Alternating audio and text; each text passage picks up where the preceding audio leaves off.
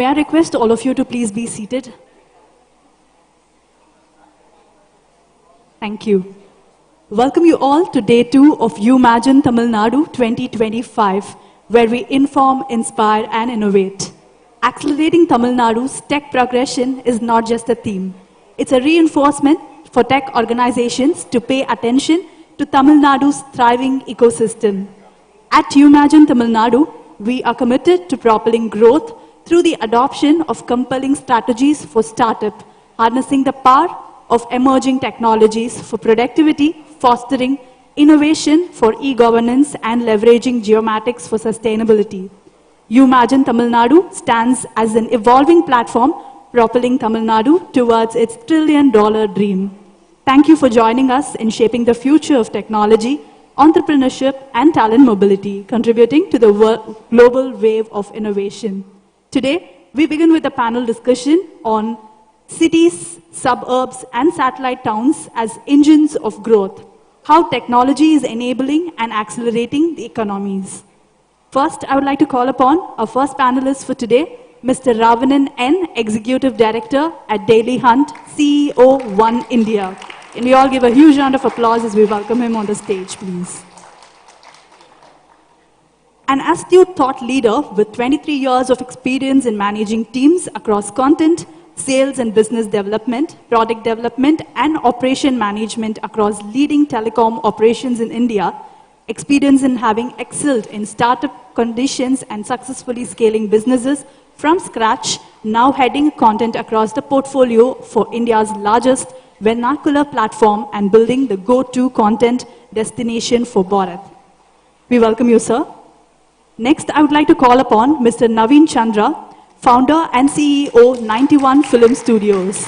Please give a huge round of applause as we welcome him on the stage. He has over 30 years of leadership experience across films, TV, radio, print, and digital media in India and internationally. His studio focuses on producing, marketing, and distributing regional language feature films. Previously, he launched the Storyteller Funds, a SEBI-registered AIF providing structured capital to the regional film industry. Naveen has produced and distributed films in various Indian languages and helped build renowned brands like Times of India, Radio Mirchi, and Ghana.com. We welcome you, sir. Next, I would like to call upon a moderator and speaker for today, Mr. Ish Sundaram, founder, CEO, Utpata Ventures. Can we all put our hands together and welcome him on the stage, please? Ish is the founder and CEO of Utpata Ventures, an early-stage venture fund and operating executive at Taival Capital, a market private equity firm focused on industrial and technology portfolios. He served as the Executive Vice President and Chief Digital and Technology Officer of JetBlue Airways Corporation from 2012 until his retirement in February 2021. He was a founder of JetBlue Technology Ventures and served as a director on multiple public and private companies, including SolarWinds, Intelsat, and Vesco International. We welcome you, sir. Next, I would like to welcome Ms. Gayatri Tyagarajan, CEO of Kinhood Technologies.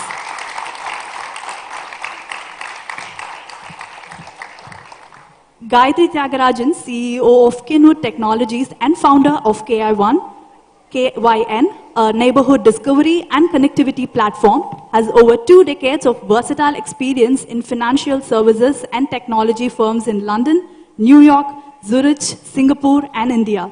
She has held senior positions in various verticals like business strategy and leadership, data, technology, operations, and finance. As a senior management professional, she's effectively partnered with C-suite leaders to define the vision and manage the execution of business strategy, leading to targeted, profitable outcomes. We welcome you, ma'am. Last but not the least, I would like to call upon Dr. Viveka Kalidasan. Can we all give a huge round of applause as we welcome her on the stage, please? Dr. Viveka Kalidasan is a visionary technopreneur recognized as one of MIT's 35 innovators under 35 and Singapore's top 100 women in technology. She is the founder and CEO of River Venture Studio, the world's first inclusive Industry 5.0 accelerator focused on sustainability and human-centric innovation. River Venture Studio helps Global Startup Cafe, offering pilot opportunities and fostering diversity in leadership. We welcome you, ma'am. Over to you, sir. Thank you. Vanakkam Chennai. Eppadi irukeenga ellarum? Did you all have fun yesterday? Who came here yesterday? Wow, that's amazing. Thanks for coming. Second day will be even better. I'm hoping for a lunch. I didn't have lunch yesterday. It was too busy, but today I'm hoping to have some good food. But thanks for coming. I know it's early morning for many of you, Friday morning. I am here for only one reason. I'm going to be very public about it. Gayatri says, you come, that's it. Like, there is no other second choice. Thanks, Gayatri. We're very proud of what you do, with your team, and, had a great chance to interact with some of your team members. And before we jump in, we have an amazing set of panelists here. I was also thinking maybe இதை வந்து ஒரு பேனலுக்கு பதில் ஒரு பட்டிமன்றம் ஆக்கிடலான்ட்டு, and I'm well seated in the middle too, right? So they can debate amongst themselves. So my job is easy, but I'm going to throw some good questions. What you're going to see in our panelists is not just visionaries and entrepreneurs and all those things, but they are really change agents. What they're all doing in different parts of their work, the community work they are involved in, is amazing and also a massive change to our society. I personally have seen some of the work Gayatri has done, and I got a chance to interact with Mr. Ravanan, and I was looking at your profile in the media. It's just inspiring to see that. So first of all, welcome. Thanks for joining us in the panel. The topic today is very interesting, right? How the world has changed. Cities, suburbs, towns. I come from a very small town called Tuticorin. How many of you know Tuticorin? Gayatri, I know you come from Madurai, and Viveka, you come from Madurai, and we all come from small towns, right? We're not like the big city people, like speaking fancy English and going to Don Bosco and stuff like that. We grew up in small towns, but something helped us to be where we are today and open the doors for us. But if I fast forward today, 30 years since I left, Tuticorin and settled abroad, the world has completely changed. Technology has rapidly changed, especially post-pandemic. The influence the suburbs and small towns have had on people's lives, and how rapidly the world has changed around us, and you can work from home, and the digitization of these things, the local, the marketplaces that has evolved. I live in New York, Connecticut area for the last 30 years, and when I come to India, I feel like we are 30 years behind in US in many things that's happening. So it's like the cell phone. Naveen, you probably would appreciate this, and you were in telecommunication too, Mr. Ravanan. Cell phones was first invented in US. Now we are 30 years behind in cell phones, right? India has surpassed because you skipped a generation.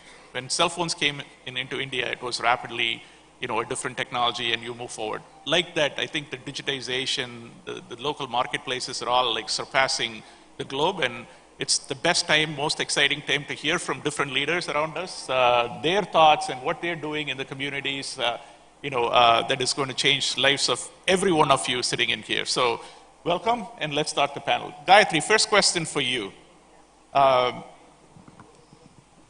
You are a change agent.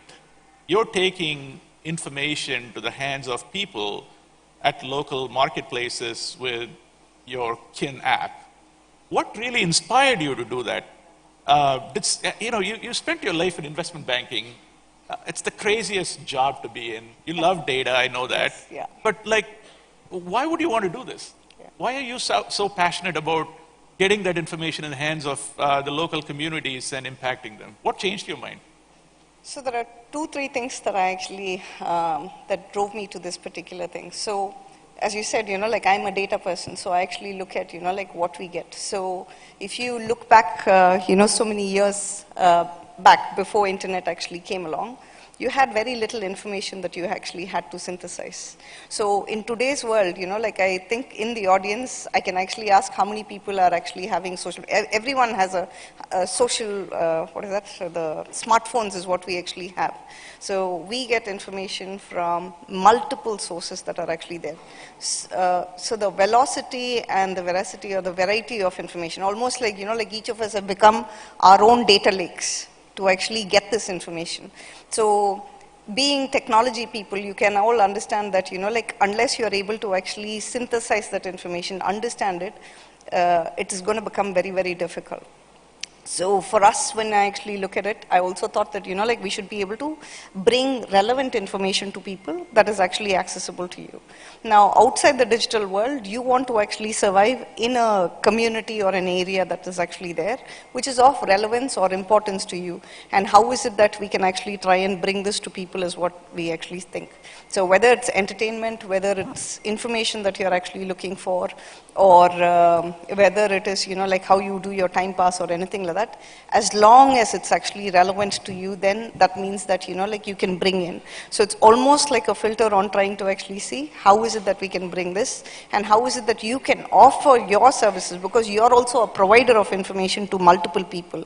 It can be your business, it can be your profile that you actually have, or your talent that you want to actually communicate, and it should reach the relevant people. And how is it that you're actually going to bring that? So relevance for me is the main driver to actually bring all of these pieces together. And that's the reason I actually thought, like I'll get into this space to make things very relevant to people. You've had an amazing journey. Congratulations. I had a chance to, hear from your team, and most of your team members are here. Can you raise your hand here? You guys have to talk to them. They're one of the best, team I have spoken to. Very inspiring what they do. Viveka, you come from Singapore, my dream city. I always say the safest place on the planet is Singapore. Now Dubai is claiming a little bit of Singapore's fame. What have you learned from Singapore? The good and bad of Singapore, I know a lot of entrepreneurs, you interact with them, you inspire them, you work with them.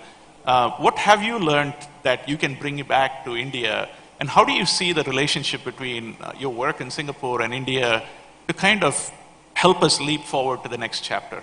Yeah, thanks Ish, that's a very good question. I think one thing that we should definitely draw parallels with regards to Singapore is seeding entrepreneurship from a very early stage. From school children to universities, hackathons, innovation. I think a lot of you are here also that you participated in the hackathon. And also, it becomes a way of life, and government is also doing a lot of incentivization to this idea, and then what happens to the idea? You come up with some prototypes, and then what happens to the prototype? Nobody cares about it, right? And we as accelerators and incubators work with the universities, work with the students, and then try to productize it and bring it to the market. And I think with regards to what Kinhood is also doing, connecting directly with the students, that's where Gen Z, that's where the ideas are, and I think we all are enablers to make their idea into something, a product, So that's something that Singapore is doing, and I am very proud to say and see that Tamil Nadu government is also doing that. We are almost there. It's just that we are kind of on par, so we just need to walk hand in hand and take it to the next level, yeah. Right. To the right of me is two of our top media professionals. The first thing that comes to my mind is Tirukkural. I love Tirukkural. I spend at least a little bit of time learning. And there is a Tirukkural which says, Epporul yarvai kepinum apporul meipporul kanbadu arivu, which is very powerful. There's a lot of stuff in the media, right? And you need to make sure that it's accurate. It's your responsibility to take what is available and you make it accurate. But the world of media has changed from throwing stuff to everyone to making it personalized. Ravnan, I would love to hear from you as how do you, the data availability is, billions of times better than what it was. And there is with AI and X and all these things, like there's so much stuff around you today. How do you guys see that data and how do you distill that to make what is more relevant for the Ish and the Gayatri, because I have like 10 seconds to read something, right? And now if you think about the local communities and all those things, it's not like the front page matters to them. It's that specific information that matters to them is what is relevant. How do you see the world moving with technology and the local communities?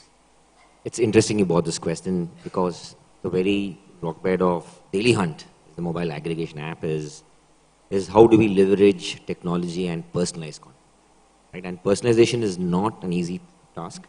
I wouldn't say it's been solved till now, but it's a journey, right? And like Gayatri was mentioning, she looks at a lot of data, right? In India, especially in this current context, there are two schools of thought. One are apps which take a lot of information from you, and the other are all apps that infer a lot of information from what you do, right? So there's explicit personalization and implicit personalization, right? So explicit is what you do in Facebook. Facebook technically knows who you are, who your cousins are, who's your brother, what's your brother doing. So it's a lot more easy for platforms like Facebook, Google. They'll know a lot more information about you, so they're able to info better. And personalization is generally the ability to predict what you are more likely to consume. And that comes from a lot of signals and data that you give, right? We belong to the school that doesn't take any login information, right? So the social apps build what you call as a social profile of an organization, of a person or an organization. What apps like ours do is we build what we call as a content profile. They're two different, I would say, ends of spectrum, right? Given this whole concern of privacy, I think we like to stick to the whole content profile. So what we do is we know a little bit of who you are based on what mobile device you use, which campaign you're responding to, which language you speak, which location you come.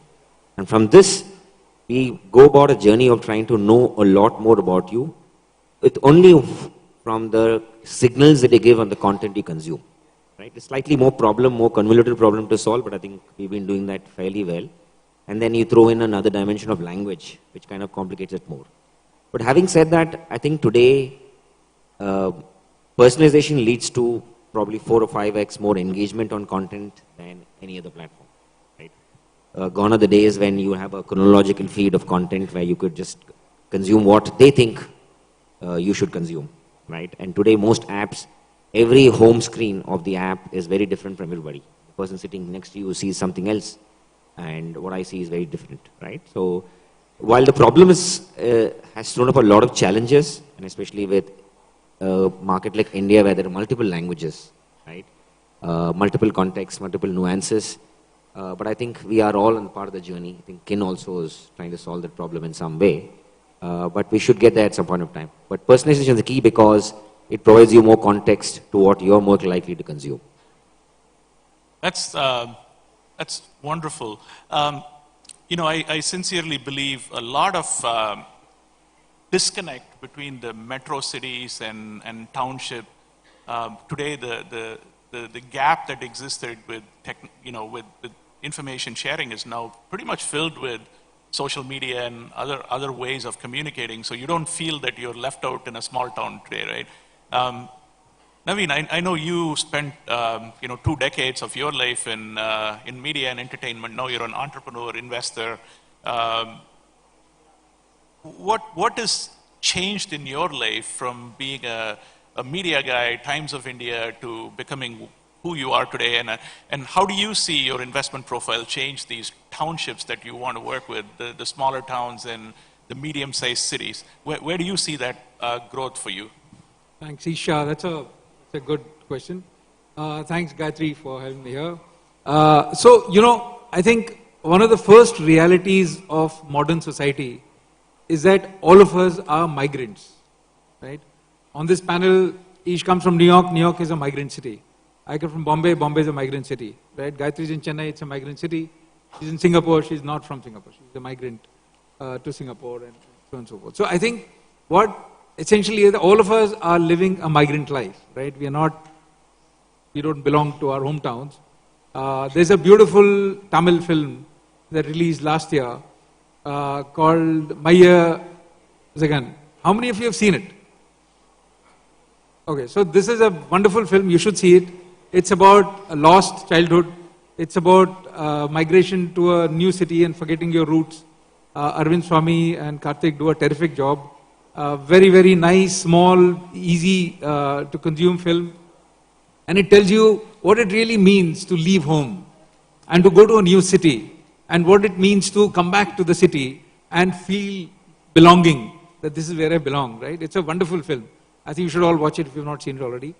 And I think in my media journey, I have, I have launched various brands. I mean, Radio Mirchi was one. And when I was launching Radio Mirchi, I remember we started in towns like Patna, right? So those of you who know media, Patna used to be under TAM called Media Dark, right? There was no media when we launched Radio Mirchi in 2005 in Patna. So Patna was not measured in Nielsen and TAM ratings. Patna was not on the map. Once we started launching Radio Mirchi, we started getting small local advertisers. You know, the Panwala, the tailor shop, the second-hand bookstore who passes, the IAS books down to the next level, etc. Those were the advertisers on radio. First time in their life, they had actually created a ad and they came on. So we sort of brought them on board and so on and so forth. So when I started looking at my journey as an entrepreneur, I first looked at regional cinema. I said I have to do regional cinema because regional cinema is where India is, right? I call it Mitti Ka Khushbu. In the sense, the real stories come from, back in the regional markets. I don't work in the Hindi market. I don't work in the English market. I work in that. Because I believe every migrant story, every story of human movement, every story of urban story is a story of home, is a story of going back home. And that cultural roots is what we're losing in some manner. And that is what, if you can get, that's a great thing. That sense of community is difficult in an urban environment. And so any effort at building that, I think will be great. So my inclination is towards that. And when I heard of KIN, I think KIN is trying to do that, right? Build communities, remind you of your roots, remind you of your people back home, and try to connect with local neighborhoods. So all of us, when we stay in Bombay, I've been in Bombay 20 years now, but there are still parts of Bombay I don't know. And I think it will be great to sort of know what is happening in Bombay. And I think in the new era, the more you go forward with AI and with technology, the more you want to connect back to your roots. I think that's becoming very, very evident, right? So that's where I'm sort of focusing on. So I do regional cinema. I produce and fund and invest and market and distribute regional films in 10 Indian languages. And I want to look at stories that come from those places and how, what I call mitti ka khushbu, which is smell of the soil, is what moves me, right? That's my journey. Would love to see a movie on Tuticorin. Yeah, sure. It's been a while since Chingam was released, so would love to see another movie. I just want to actually add a point to what Naveen just said. So this is something that I normally tell people, like when I go and when they ask me, like why did you do KIN? So in the 90s, like there was a lot of desire for people to actually understand what's happening in the Western world. So you wanted to know about who's the singer in New York, who's the football player in UK, who's the stand-up comedian in South Africa, and so on. So that's when internet actually opened our eyes. And like to a large extent to what Ish actually said, Thoothukudi, Tirunelveli, Madurai, and like all these people from like tier 2 cities, we've all made it abroad to actually do a lot of things. And then after that, like fast forward, like we wanted to actually know nationalization was very pride, like India and things like that. You wanted to actually be very aware of, like North India, and like Ahmad Takin, Amir Khan and Shah Rukh Khan and others were actually there. Today, in today's world, what we're actually moving towards is localization, because you want to know who's your local stand-up comedian who's actually there, who's actually locally able to actually perform and sing and so on. So Motamadi boys, like all of those small talents that you actually have inside your home is what you want to actually go and understand. So in a way, like we've all realized that, like 60% of your time is actually spent in your neighborhood, at your home, or your workplace, or your place of study, and so on, where you want to actually get connected. You spend a lot of time there, so you want to know events around the place.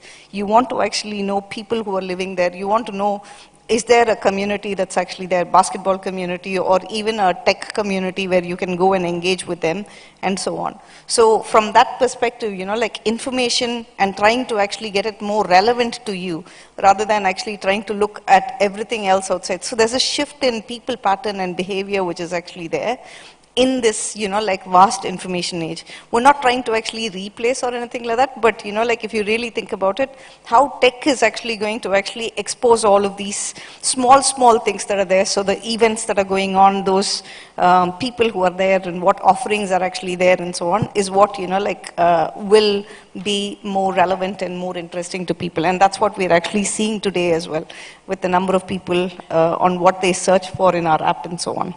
That's pretty cool. Vivek, do you have something to say? Yes, I also wanted to add something for what Gayatri is doing, right? One thing when trying to know what's happening local, more so for people who live abroad, even you told me yesterday that you're here too. Your mom is here, my parents are here, right?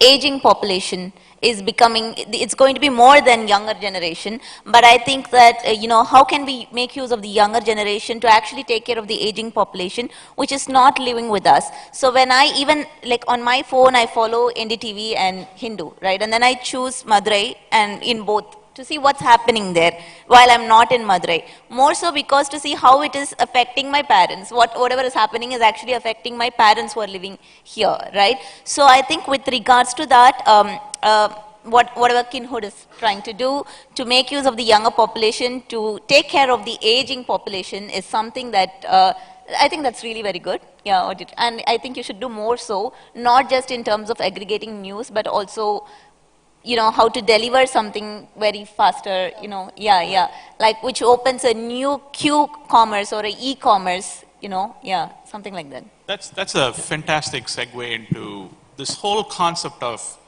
micro-market economics, right? When I see something in the developed economies like US and Europe, this is not happening there. There is no local, delivery system. In fact, the town I live in, there is no food after 10 p.m. Everything shuts down. And Uber Eats last delivery is 10 p.m. And then you come to India, like you guys are eating at 2 a.m. in the morning, the best food. There are good and bad things about it, right? The city never sleeps in Chennai and Mumbai. And now I see that in Madurai and Tirunelveli, which is even more amazing. There is life after that, right? So the whole local economy is only going to supercharge with technology.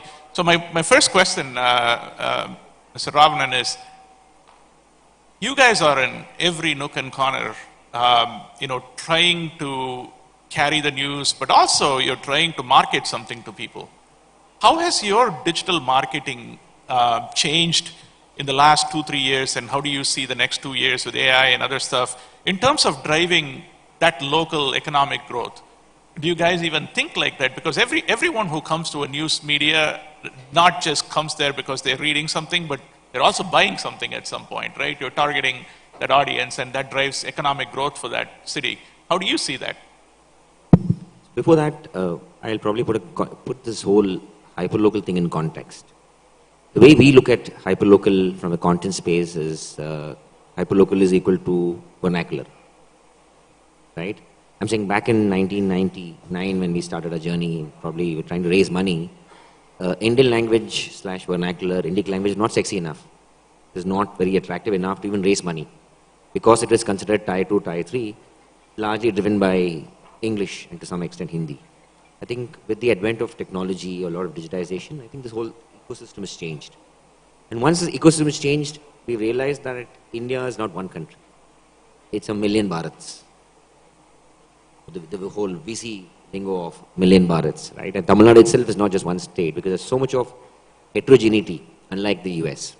Probably there's one language that entire US speaks, right? We speak 1,622 dialects in India, with Tamil itself is having probably 32 slangs, 32 ways of, speaking, right? So, since our journey started with this whole hyperlocal concepts, we've been looking at this hyper-personalization very closely from day one, right? It started off with language, but then as we progressed over a period of time, consumer behavior also started getting more, I say, granular, right?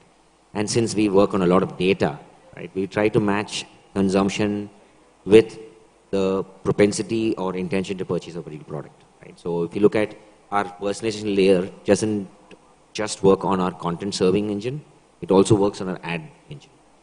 And interestingly, the hyperlocal ad market works very differently from your overall digital market. Right. Right? Very different. As of last year, I think digital market is scaled to hit around 50,000, 60,000 crores, right?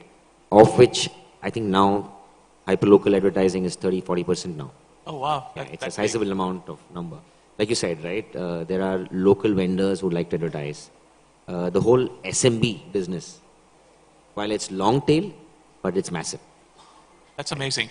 We're a little bit running behind schedule, and we have something more exciting that is going to happen now.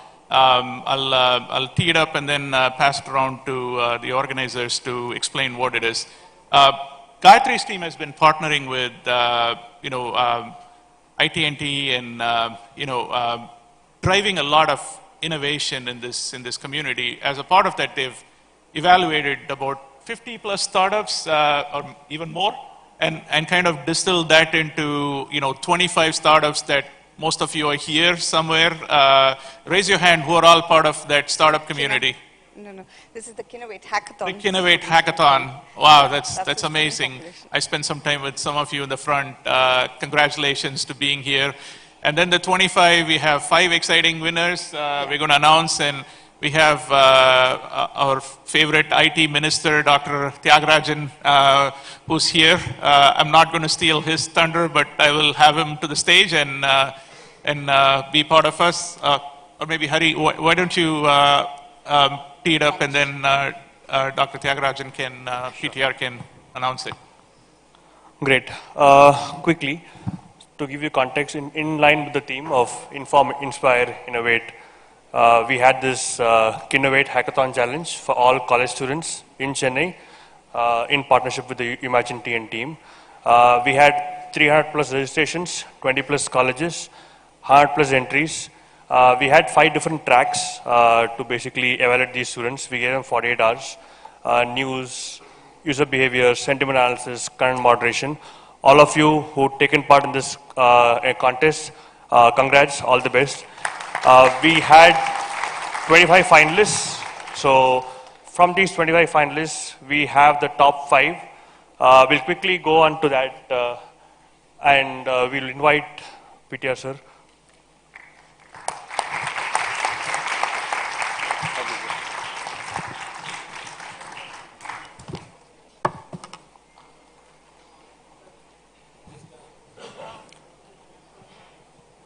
So we'll start off with the special mention 2, which is the 5th team. This is a team from Chennai Institute of Technology. The track being content moderation. The team name Phoenix.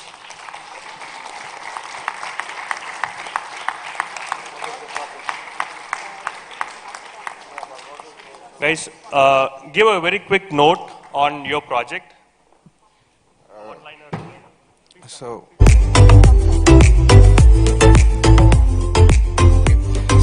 hello everyone, I'm Shwetsa Ashwin from Chennai Institute of Technology, and we created a project called Lint Toxic, which basically linting the toxicity out of content. So we use some AI models to detect NSFW content, harmful content and toxic content, and filter it out. And we also used a system and a way to detect false information to give more truthful and accurate information to the audience. So that's a basic outline of what our project is.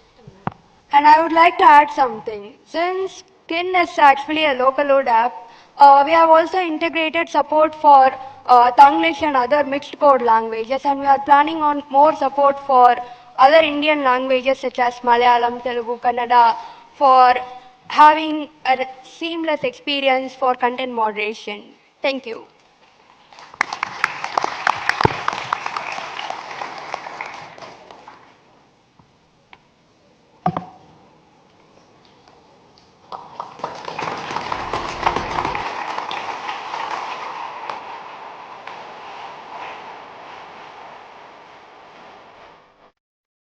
Thank you, team.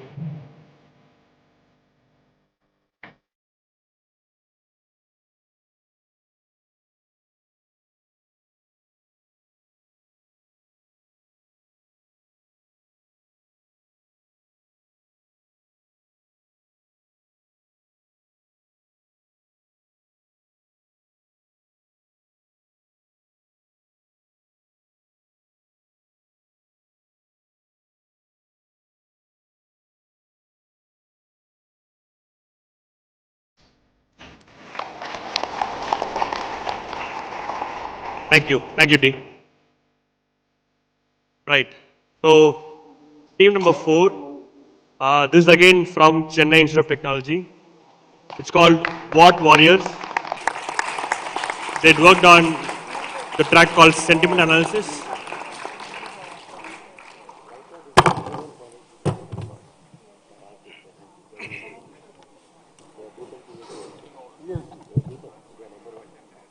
So actually we worked on sentiment analysis project. It is nothing but recently we have seen like in a particular post there will be many comments which may be positive or negative. What we did was we trained an AI model to detect whether a particular comment is positive or negative, and we can get the feedback like how that sentiment of that particular post was. And also we integrated many language support like Tamil, Telugu, whatever language may the comment be, it will translate it in English, and it will detect the sentiments of the comment.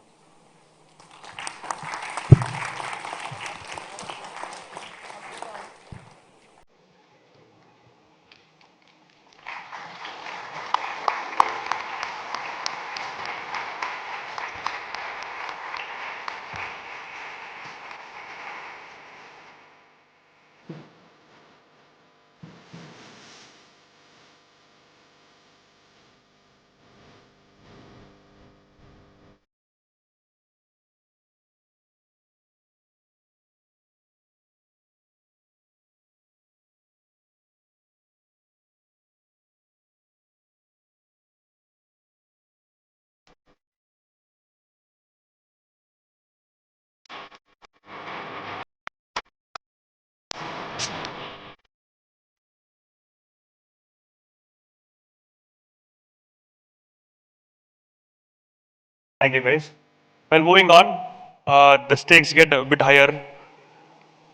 Team 3 is from Venkateshwara College of Engineering. Tech Easers. They worked on a project called User Behavior Analysis.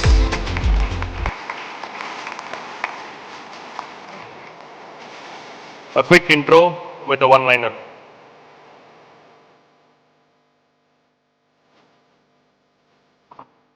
Hi everyone, I'm Jay Aditya, this is Akil Ahmed, and that's Devesh. We're from Sri Venkateshwara College of Engineering.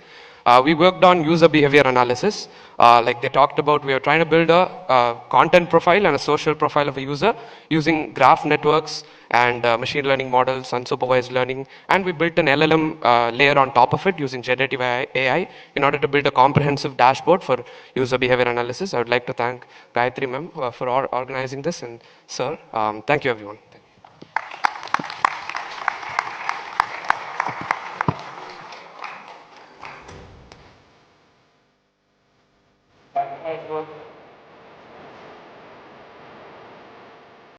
Cash prize worth 25K. Congrats, guys.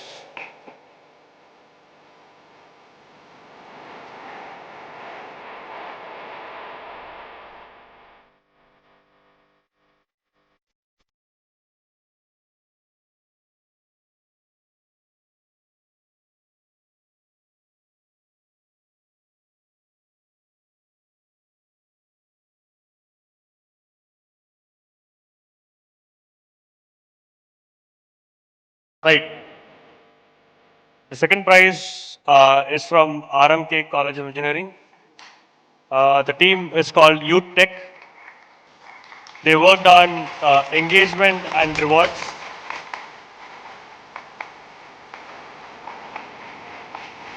Hello, we are Team Youth Tech from RMK Engineering College, and we worked on engagement and rewards platform PS, and we first understood that the problem was user retention, and that hardly 10% of the people who download the application are using it actively. So after understanding this, we thought how we could increase the user base, and for that we conducted many surveys, and we understood where incentivization was needed.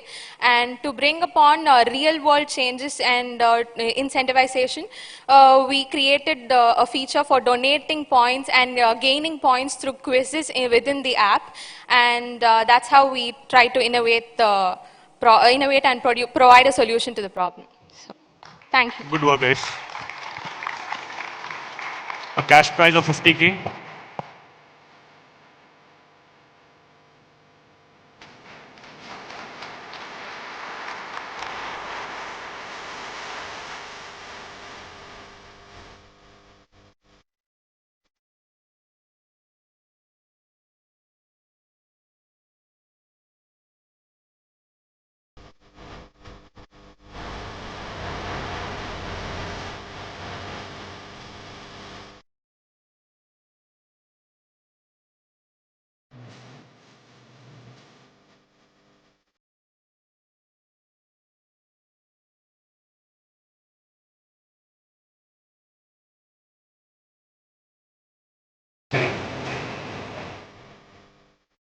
Right. So the first prize, again from RMK Engineering College.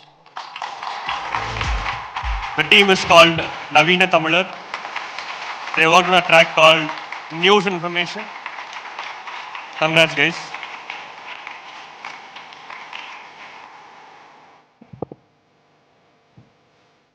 Our application named Know Your News, shortly KIN, it's to symbolize we are in the same track. And the application comes with the features for a children's page, and it's a news aggregation application and customization. We have used artificial intelligence, machine learning algorithm for personalization by using each click and the likes.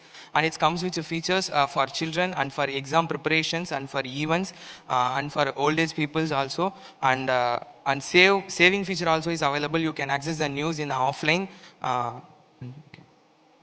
Yeah, the main thing we have did is we categorize our audience as children and focus on them for giving children specific news, and for old people they won't have the idea of reading the news. So we have provided a feature to listen the news like FM radio. They can get the live news as it comes. And then we also given the feature of preparation page, which aggregates news related to the respective competitive exams. The main feature we have added in it is we can generate questions out of that news. This all within. Good work, guys. So we also added an event space so that we can, anyone with an organization can add an event, announce it publicly, and categorize it whether it is weekly, yearly, so that. Thank you.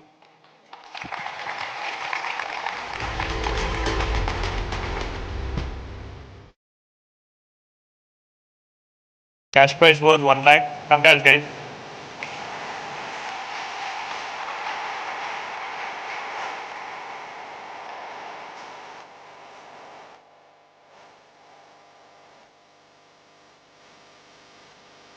All the other teams, after this session, you can connect your certificates on the organizing team.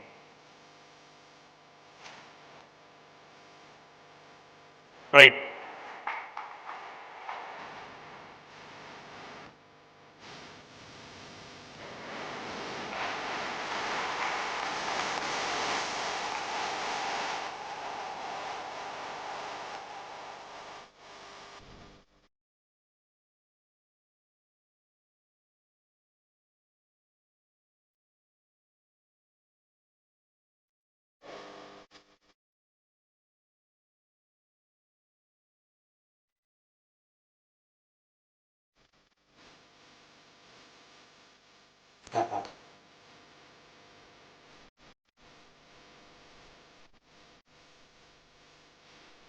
We'd like to thank ICT Academy IT&T team for helping us organize this.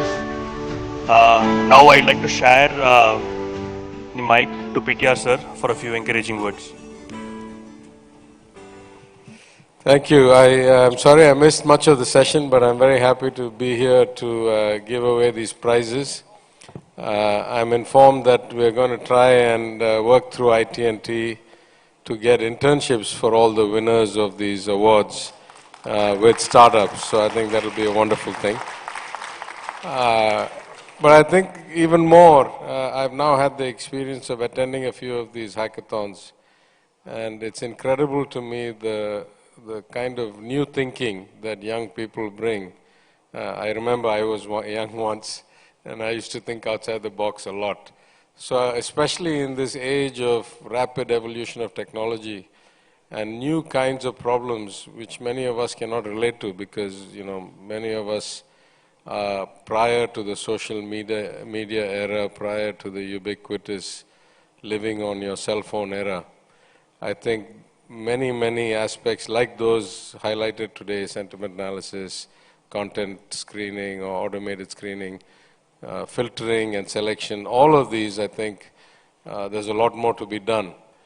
And so one of the things we've been talking about actually is for next year's Umagine, for 26, to have a year-long event taking the best aspects of all the different hackathons we've seen across all the colleges and the youth of the state and work towards a separate kind of youth event in this during Umagine. Next year we've taken both arenas, both this one and the next one.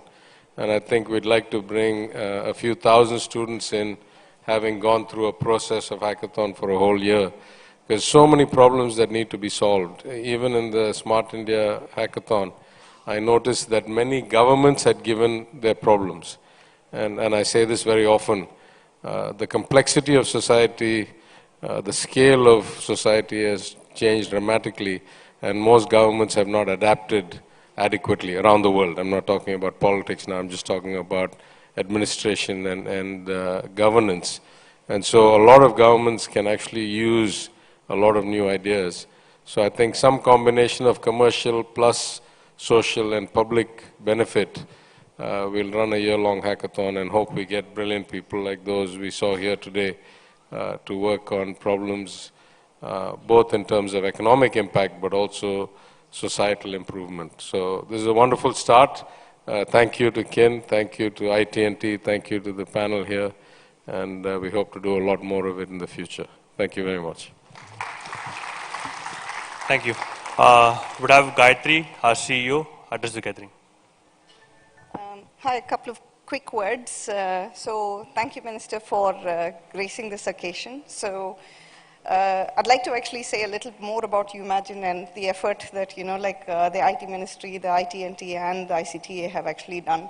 So just as you guys have a small stage this year to actually do this hackathon, thanks, Minister, to actually say that, he'll take it far wider across the state. Last year, I had the opportunity to launch KIN in the innovation arena. So I had a tech launch that was there.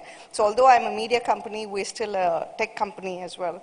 So it's nice to see the IT Ministry supporting not just, startups, but also extending their support to students as well. So it's like a journey that we all have in terms of taking hoops to become, student creators, and then, startups, and then trying to actually move on to become big industrialists. So I'd really like to actually thank you for the opportunity, sir. So thanks a lot. Thanks.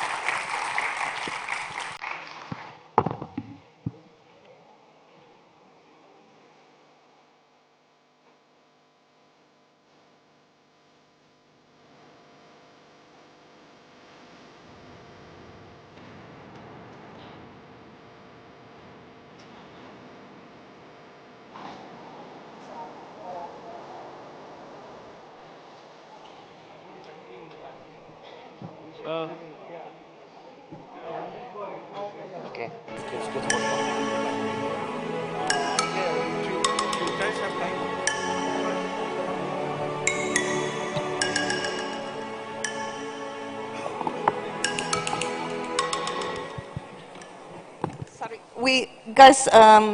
Sorry about the interruption. So we had to actually do the price distribution so that, the minister could actually be around for that.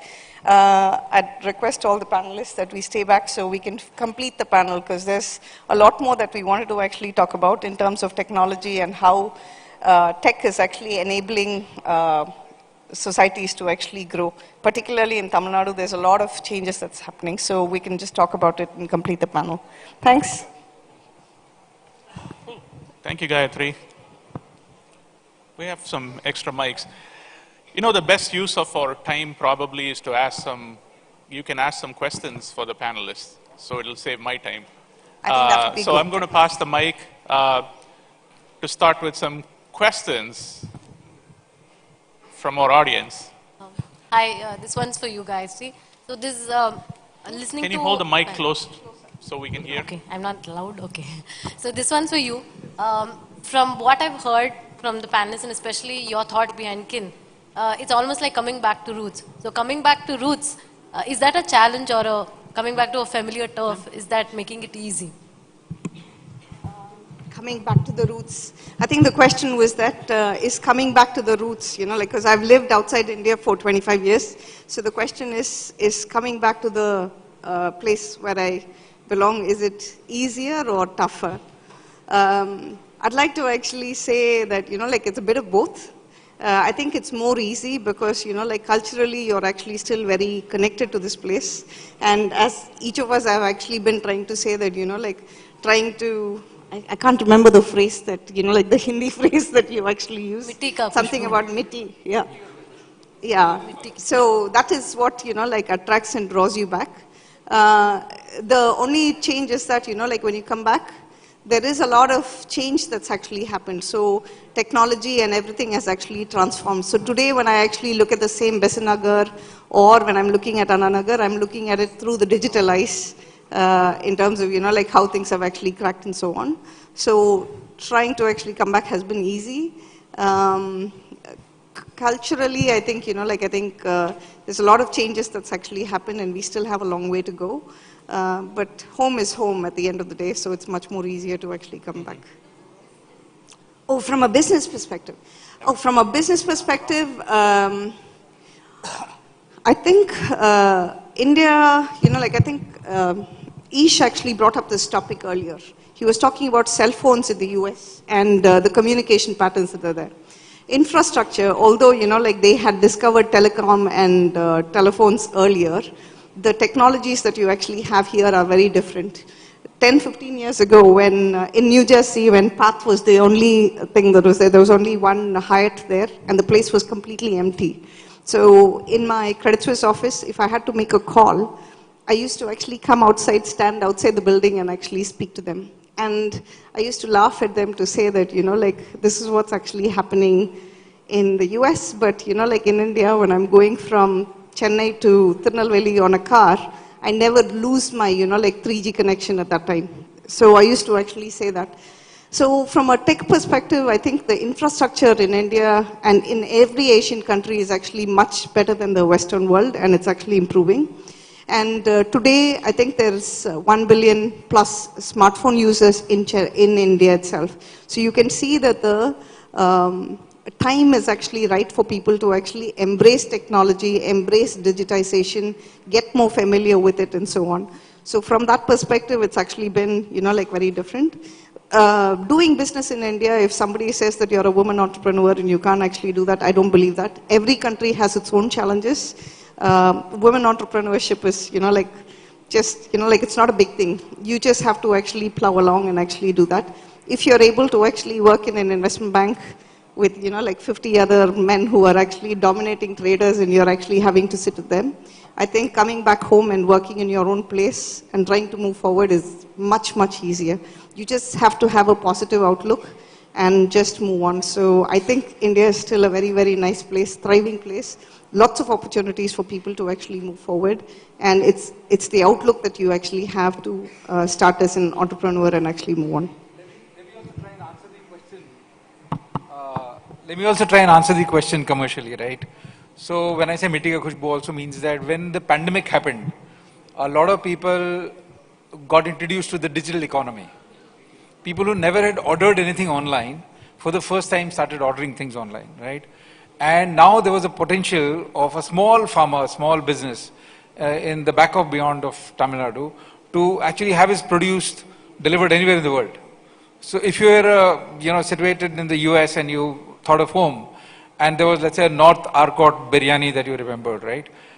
There is now tech delivery that enables you through tech to have that delivered anywhere in the city or beyond the city. Coimbatore has been known for pumps, right? I mean, for years. Shivakasi is known for firecrackers. And these are brands that rest of India knows that belong to these parts of the country. But there's a lot more local commerce that can now become national in nature. So the lines of national and local will blur.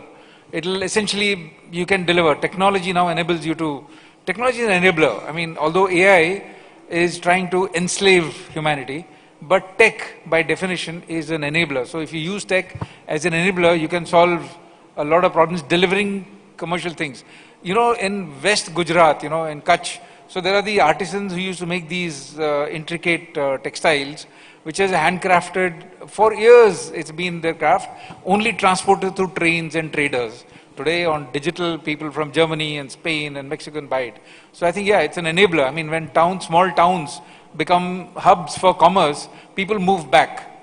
So Nasik, they created multi-acres of lands into vineyards. through contract farming. So now there are 25 wine brands that are made in Nasik. They're exported all over the world. Now that place is on the map now, which, beyond 20 years back, you would not even know a place like that existed. So I think integrating of the smaller towns to bigger towns and that material khushbu in commerce, you can get it if you use tech to enable, if that answers your commercial question. Yeah. Okay. We'll take one from the back. Yeah. This is to Mr. Ravadan, and one more question to Ms. Gayatri. As an aggregator, what is your strategy vis-a-vis the publishers and content creators? And I also can ask Gayatri also, you talk about micro-marketing and neighborhood. What's your definition or understanding of what neighborhood is, or perception of what neighborhood is? Thank you. I'll probably take the question. So, when we started the journey, right, back then, content didn't exist digitally to a large extent. So the problem then was very different. Problem was trying to convince publishers to give us their content without them feeling that we violated their copyright space. But the journey has now progressed to such an extent that today we have every single publisher who's digitally present on a platform, right? So it's a journey. The strategy has evolved over a period of time. Today, I think we've gone beyond a point where my partnership team has any strategy. They're only maintaining partnerships now because we've almost got everybody onto the platform. Having said that, that's one layer of a publishing ecosystem in India. We have those organizations which create content. But as you go downstream, you have a lot of individual creators who started creating content, right? So for that, the strategy is slightly more, I would say, evolved, needs to evolve a little more, because we see that a lot of noise gets generated from individual content creation. I think quite a few of these kids at the Kinthon tried to solve the problem of moderation, right? If you see any platform that's gone through a journey of individual content creators has stepped back a little because it creates a lot more noise than what you'd want. So today, content creation is slightly more, on the text side at least, is slightly more controlled. While on the video side, there's a lot of problems. Now, if you see, Facebook has just changed the strategy on moderation. It's moved towards community notes. Because I think the scale at which it needs to be done is very expensive, right? So that's going to be what defines your strategy on content aggregation. I'll just answer your question very quickly. So I think Professor Gopi was asking about micro markets and my definition of hyperlocal. So hyperlocal is any area that where you're actually standing and like what's going on around you. So in Chennai, like there are about 16 or 18 corporation zones that are there. So I can actually belong to Adyar. So for me, like people in Adyar and that marketplace, maybe the 3 to 5 lakh people in and around that 3-kilometer radius, becomes the marketplace that's there. So when I'm defining about marketplaces, I'm talking about people living there, the shops and entrepreneurs who are actually there, the clubs and communities that actually exist in there. So how is it that that particular community can actually become a self-sustaining micro-market economy? So I'm talking about that shopkeeper and that person who's actually there trying to understand what's in their neighborhood, where they actually go, how they can actually leverage that neighborhood for their own things. So you might actually be, like students who are doing Viscom, or you can actually be tech people that are there. You can actually create a smaller, solution for the local shop to be able to actually market or enable e-commerce for them so that they can sell in that particular space. So how is it that, like people are able to self-sufficiently manage within that economy and build that economy forward is my definition of micro markets, and that's what I'm trying to actually push along. So in Chennai, if we actually have 6 or 7 very strong micro markets that I'm actually trying to create, more than 30 or 40% of the GDP of Chennai is probably coming from those areas that are actually there.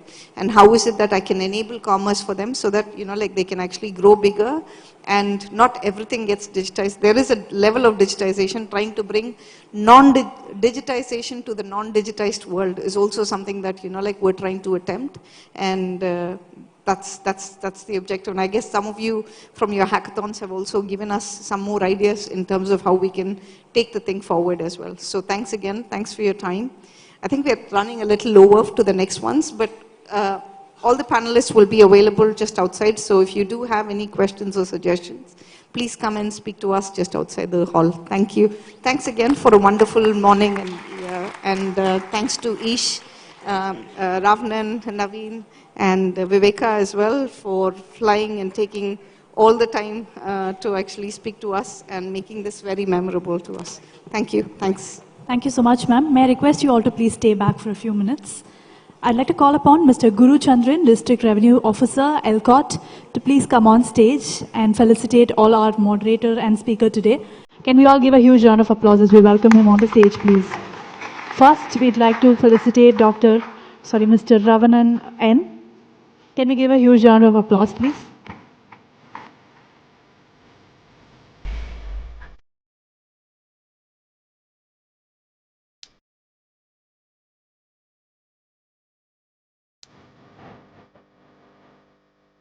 Next, I'd request Mr. Naveen Chandra to please accept this as a token of law.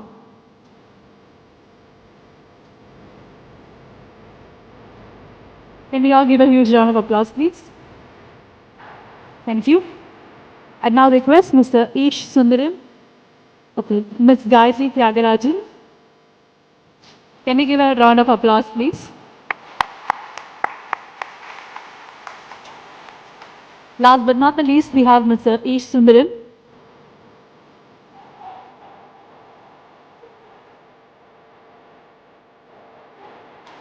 Can we give a huge round of applause, please? Thank you so much once again for this insightful session. Let's take the inspiration from the ideas shared today to drive innovation and collaboration for a brighter, more connected future.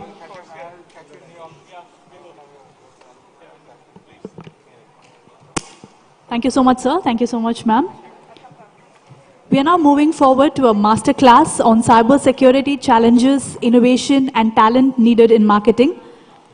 I would request, please, all of you to stay back. It's a very short session. And the speaker for today is Mr. Abdul Kayum. He's a compliance and risk at State Bank of India. Can we all give a huge round of applause as we welcome him? Abdul Kayum, Manager of Compliance and Risk, Regional Business Office, Chennai Central, State Bank of India. He holds a PG Diploma in Business Management. He has an industry experience of 17 years, ranging from corporate world to banking industry. He has worked in international business division, business banking, retail segments, products, and now taking one of the core compliance and risk areas of SBI. The association with SBI is for 11 years now, and he's here to do a masterclass on the cybersecurity challenges, innovation, and talent needs in banking. May I request you all to please put your hands together as we welcome Mr. Abdul Kayum on the stage.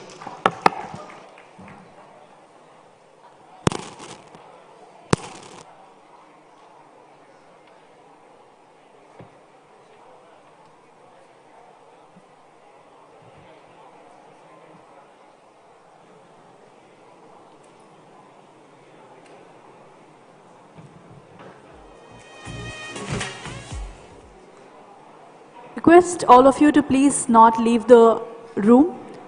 I request all of you to please be seated. This is a kind request to all of you who are leaving the room. I request you to please be seated.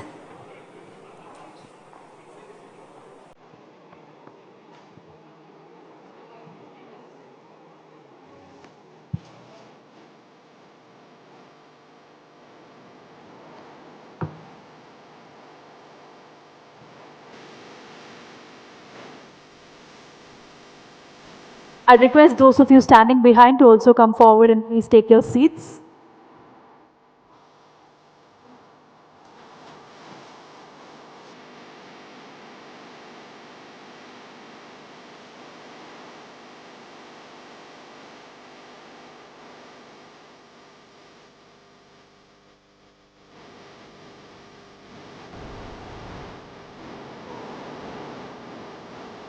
Those of you who are still standing in the back, may I request you to please come forward and take your seats.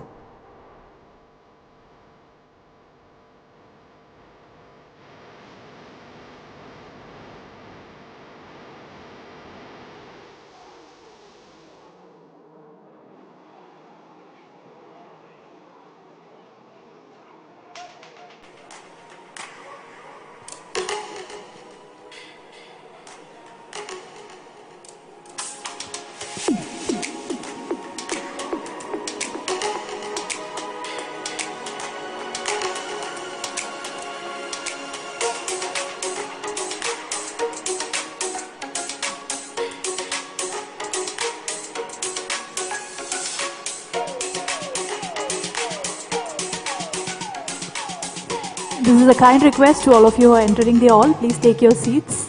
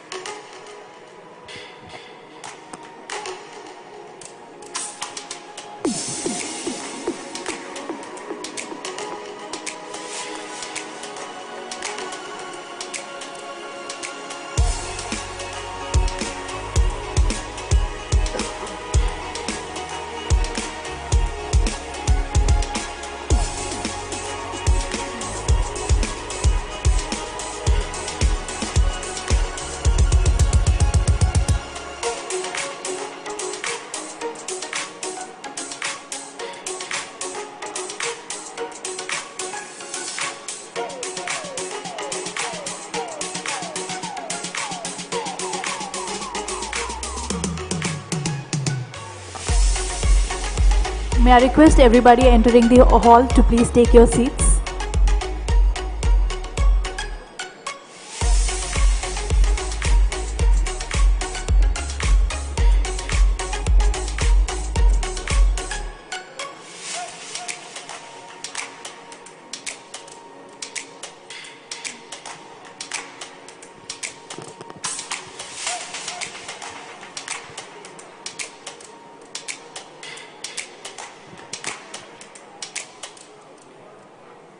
Now we have a masterclass on cybersecurity challenges, innovation and talent needs in banking. And for this, we have our speaker here today, Mr. Abdul Qayyum, Compliance and Risk at State Bank of India. To say a few words about him, he's a regional business office head in Chennai Central, State Bank of India, holding a PG diploma in business management. He has an industry experience of 17 years, ranging from corporate world to banking industries. He has worked in international business division, business banking, retail segments, products, and now taking care of compliance and risk areas at SBI.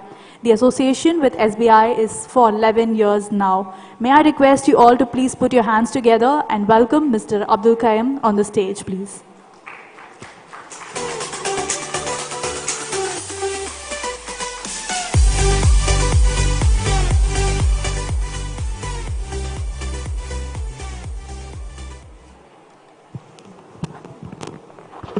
Good morning, everyone. Hello. Good morning, everyone. My name is Abdul Qayyum. I'm from State Bank of India.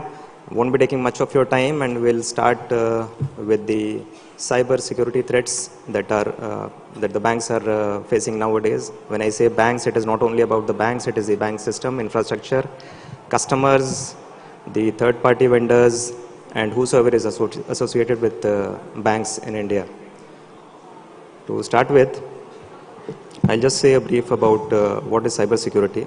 Anything which is done using a computer system and an internet, it can be for good, it can be for bad.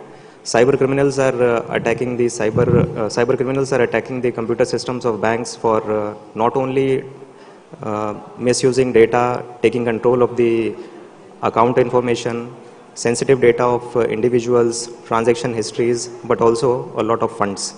So basically, cybersecurity in banking has become the frontline defense against ever-growing wave of digital threats.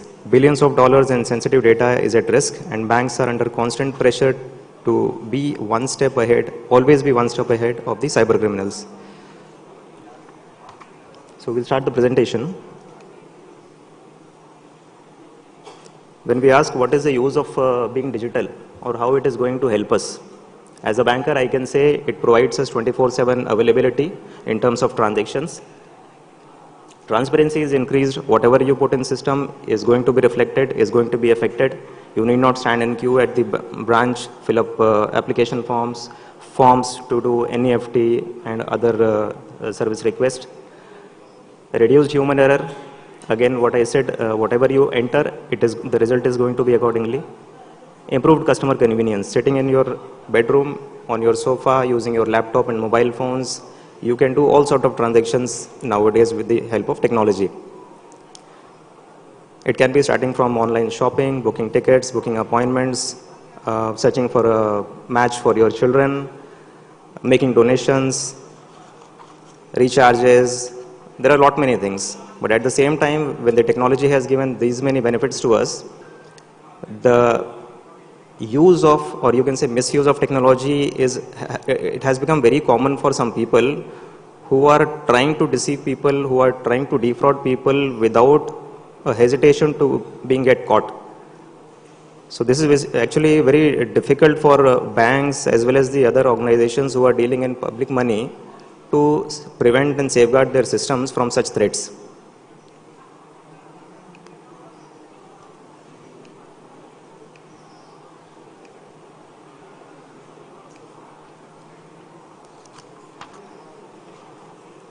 Cybersecurity in banking basically refers to the technologies and practices that are designed to protect against any kind of cyber threats. We are not only having the data of customers, financial data is there, personal information is available. There are so many social security numbers of customers that in case it is compromised, it can have detrimental effects on the image of the bank. Customers, of course, they are having a faith on the banks, trust on the bank that whatever information we are sharing with the bank, it is going to be secure, it won't be disclosed to others, and that is how there is a deep trust on the banking industry by the customers. It is not only about the money which is involved, rather the data, it has got more value. So basically, it is about securing the entire digital infrastructure of a bank from online banking system to internal databases against any kind of unauthorized access. Now, why do banks need cyber security? First one is, as I said,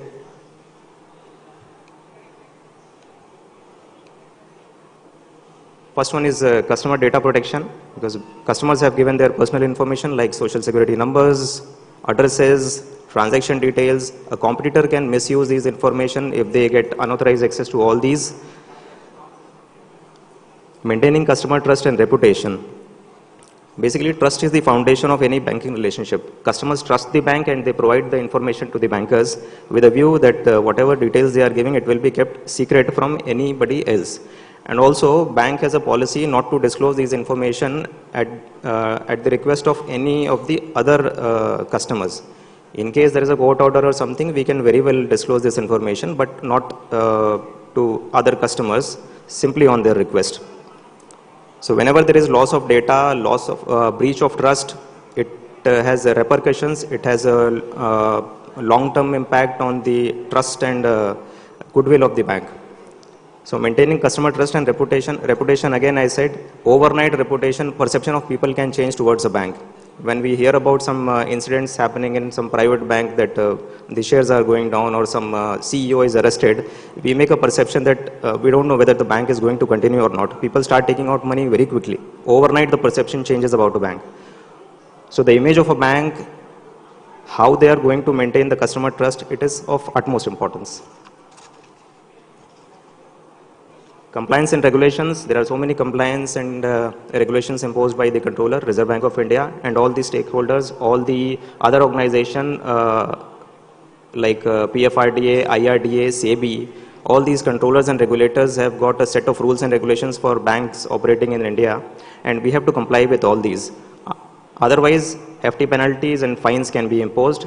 It can even lead to cancellation of licenses. Critical infrastructure. See, whenever there is a cyber attack on banking system, first thing is it affects the infrastructure of the bank, the servers, the computer systems. And once these things are affected, the performance of the operations, the functions like UPI transactions, internet banking, all these will go down. Either the speed will reduce or it will be a complete shutdown. Then to recover from this, banks takes a lot of time. It involves money also. It involves a lot of cost also. So that is how to avoid all these things, bank has to take care of its systems.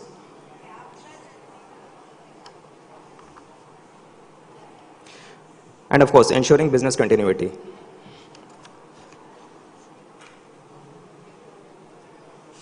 I think it's visible. So there are a few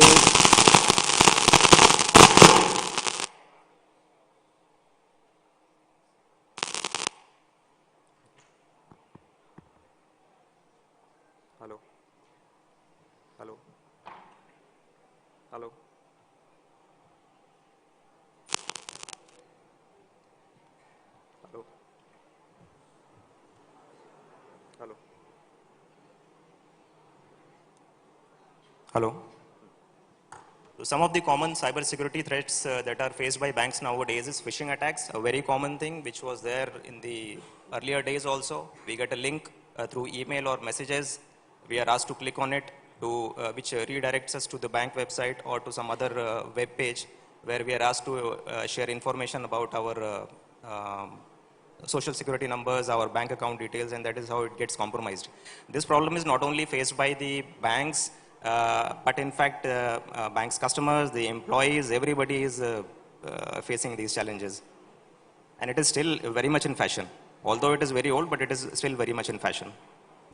Malware and ransomware. Ransomware, everybody would have heard. Somebody will have unauthorized access in your system. They will get control on your system. System will be locked out. And to access your own system, you will be asked to pay some amount. Eventually, we end up paying something. Either we will be losing the data or we have to pay something to get back the access to our systems. It can be the computer system or even the mobile phone. By installing some malicious apps or clicking on some links, one connect is established between our computer, our mobile phone, and the cyber criminals. By this, they will get control and access to our systems, and they will ask us to pay some amount to get back the access, to get back the control of our own phone, our own device. Malwares, malicious softwares, again, not from reputed organizations, reputed companies. Instead, banks, I should not say banks, but many of us often go for shortcuts where we are getting free version of very costly softwares and applications. We download it just like that. Once we click on it and once we install the software on our phones and systems, it creates a link and it starts passing on all the information from our device to the cyber criminals. This is how a bridge is made, and they get access to our information which is stored in the device. It can be photographs, files, contact numbers, anything. So be careful with this. Distributed denial of services attacks. What do these attacks do? It will slow down, whenever there is such attack, it will slow down the computer systems. System will take more time in executing an application, executing a transaction. You enter an ATM and you expect that within 2 to 3 minutes your transaction will be over, but it will take more time. You will feel like my ATM card is stuck. Or when you are doing an internet banking transaction, the OTP will take a lot of time to come. Sometimes you have to click on resend OTP 2 to 3 times, and eventually the page will be out. Amount gets debited. Again, it's a matter of concern. So this is done by creating a kind of traffic in the system by the cyber criminals so that the entire system gets slowed down, and eventually it will affect the performance of the transactions for the bank. NEFT transactions will not be settled in time. Internet banking will take a lot of time. Sometimes it will be a complete shutdown for the banks. And end of the day, we often read in news that Facebook was shut down for so many hours. X was not working, or IRCTC never works. All these are there is a possibility of DDoS attacks on these systems. Advanced persistent threats. Under this kind of attack, cyber criminals will enter into the systems of the organization in a way that it is not recognized in time, and they will be there in the system for several months and years.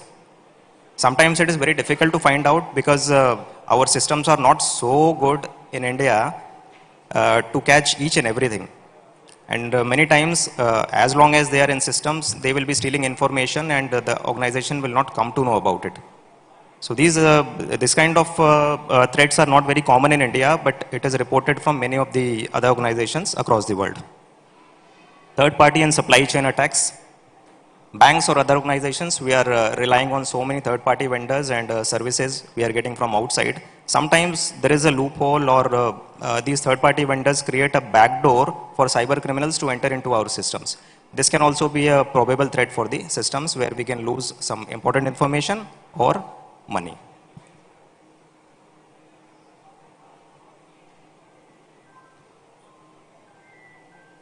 So what do we do for effective cybersecurity solutions for banks? Not only for banks, for all of us as individuals as well, multi-factor authentication.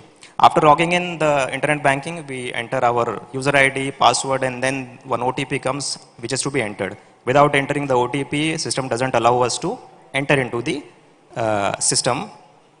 So this is called a second factor or multi-factor authentication. It can either be an OTP or a thumb impression or a CAPTCHA, anything. It creates an additional level of defense in the system, thereby reducing the chances of fraud. End-to-end encryption.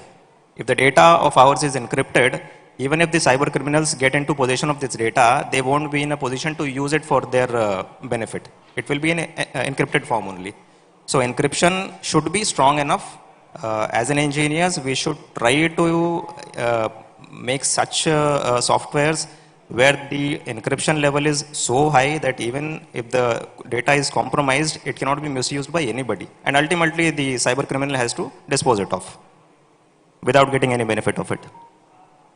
AI-powered threat detection system is a system which uses a lot of data collected across the systems, and it studies the patterns of transactions in the system. Thereby, it will try to find out is there any lapse in the system, is there any malicious attempt to get unauthorized access to the systems, the data, the information of banks. This is used by SBI actually. It is already implemented. Zero trust architecture. Systems are there, procedures are there, but we should not trust anybody.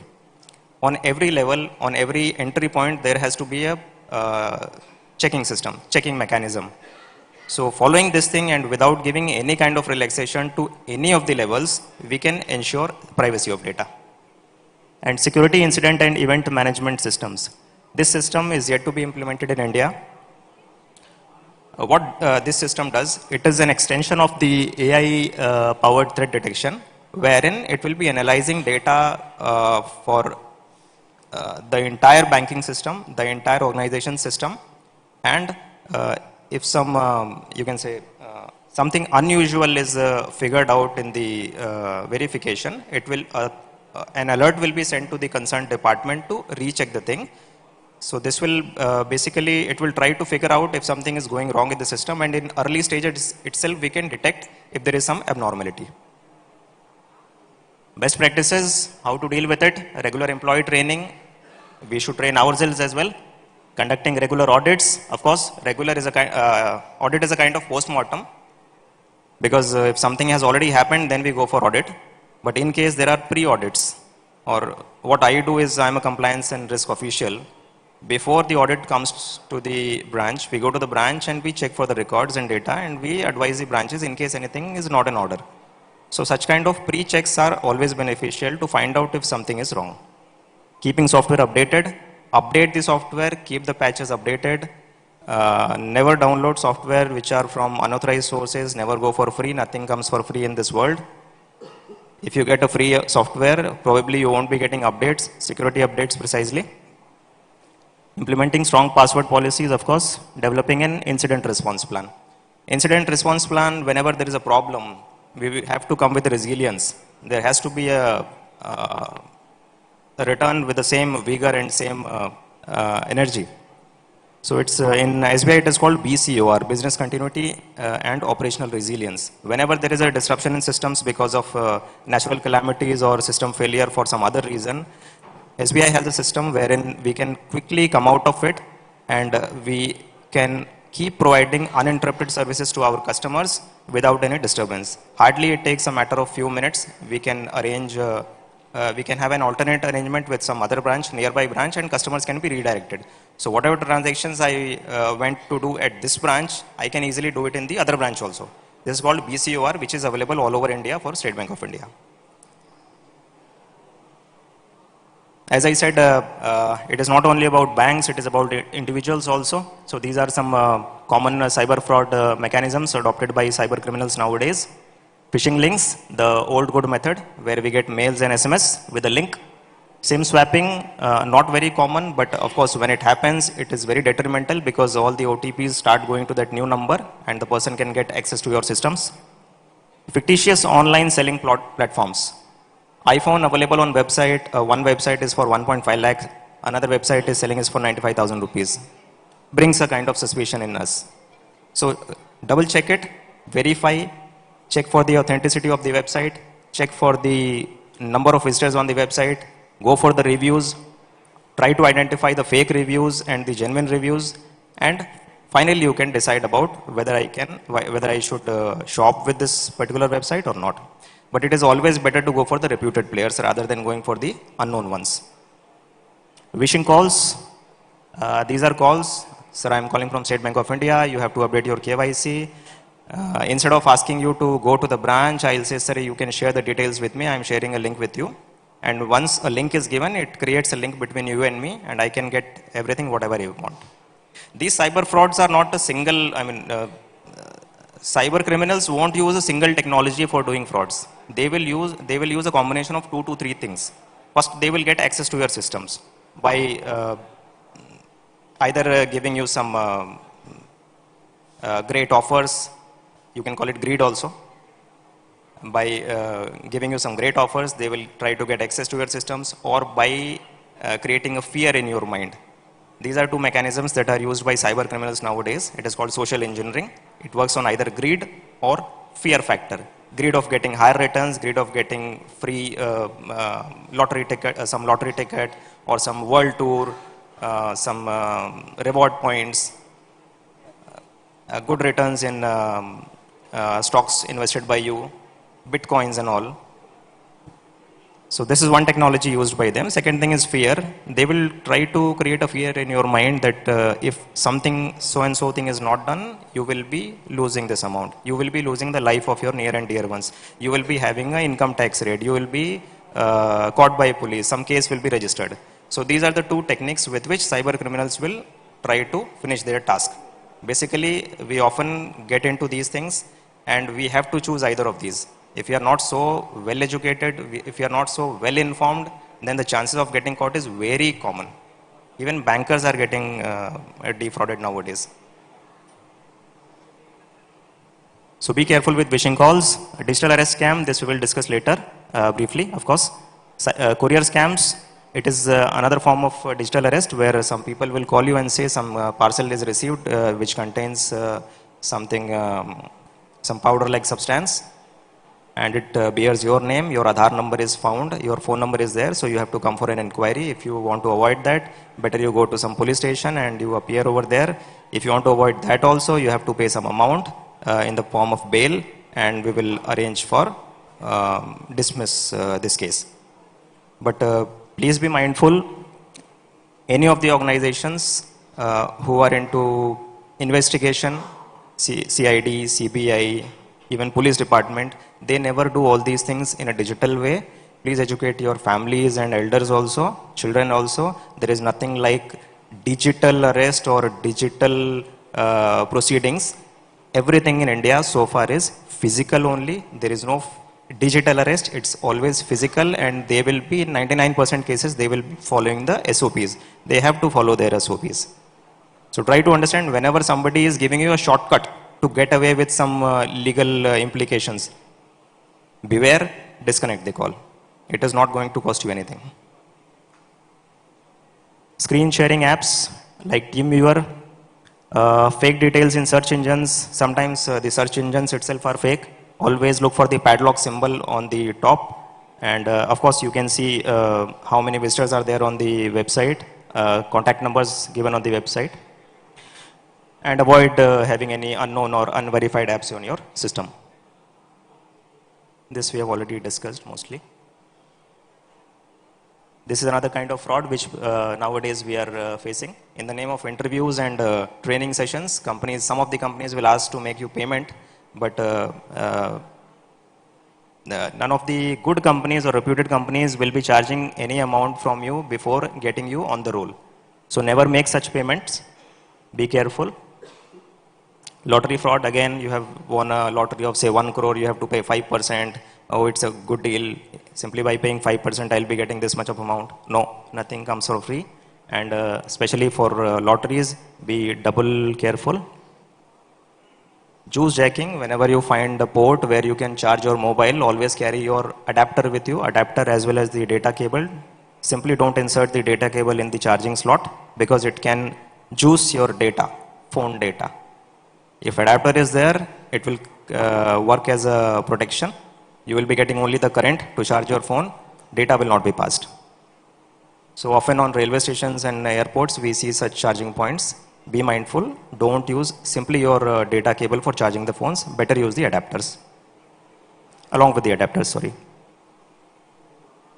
This has become very common. I think some of us would have received calls like this, that you have been digital arrested for something, and you have to pay an amount to get a bail bond. There will be a setup, there will be a video call where judges will be sitting or policemen will be sitting in uniform with flags in the background, and they will be talking as if they are calling from some investigation department in Mumbai, and they will tell you that, sir, your name has appeared in some unlawful activities and you have to face consequences. So immediately come over to Mumbai. We have a hearing scheduled for you. If you fail to arrive here, then we have to issue an arrest warrant in your name. They won't give you time to think over it. They will ask you not to discuss anything with anybody. This is how they will create a sense of fear in your mind. And ultimately you will be following their instructions. So these are all mind games which are played by cyber criminals to extract money out of us. Again, they have a benefit. They won't be getting arrested, no. It's very easy to get escape. And chances of arrest are minimal. They will disconnect the call. Many videos are there on YouTube where we see such cyber frauds have called real policemen. And real policemen have uploaded those videos on YouTube. So there is nothing like digital arrest. Arrest is only physical. Be careful with your transactions. If you have not done something, you need not worry. If you disconnect a call, nobody is going to take action against you, not even the local constable. Nobody will take action against you. And whenever you come across such thing, please inform the bank. Please inform the bank wherever you are maintaining your accounts. Always note down the phone number of the branch manager or branch staff. Customer care numbers are given in all the passbooks, backside of the ATM cards, credit cards. Always be in touch with your bank. Change the passwords. Once you realize that something has gone wrong, you have to report it. The moment you feel like something is going wrong, it has gone fishy, you have to change the passwords. Change the password, block the ATM cards, block the internet banking facility, and later once everything gets settled down, you can again change the passwords and start using it. Courier scams, as I said, DHL, Jumbo Box. Some do's and don'ts for ATM cards. It's all very common, known to everybody. This is one helpline number given by our Government of India, 1930. For any kind of cyber frauds, we should report it to 1930, or we can lodge our complaint to cybercrime.gov.in also. Apart from and in addition to informing your branch manager or branch staff, you should report on this also. Once a complaint is registered on this, it travels down up to the last institution where the money has been transferred.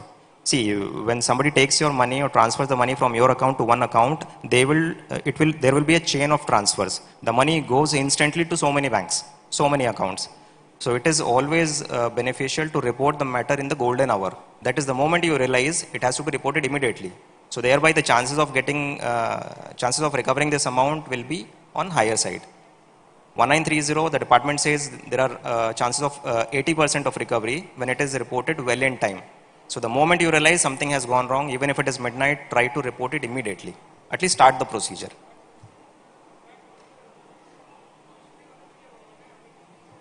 So simple, creating a password, auto lock, trusted network. Okay, these are some toll-free numbers of our bank, very easy to remember, 1800-1234, 1800-2100. The first one is actually very easy, 1800-1234. This is the customer care number on which you can make a call and report to all sort of cyber incidents or all sort of service requests also.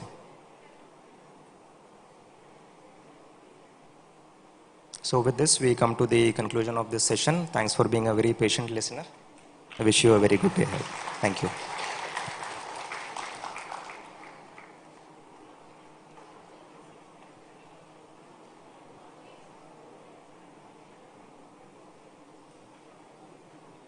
Thank you so much. Now I would like to request Ms. Elavirisi, Deputy Collector, Tamil Nadu E-Governance Agency, to please come on the stage and felicitate our speaker today, Mr. Abdul Qayyum.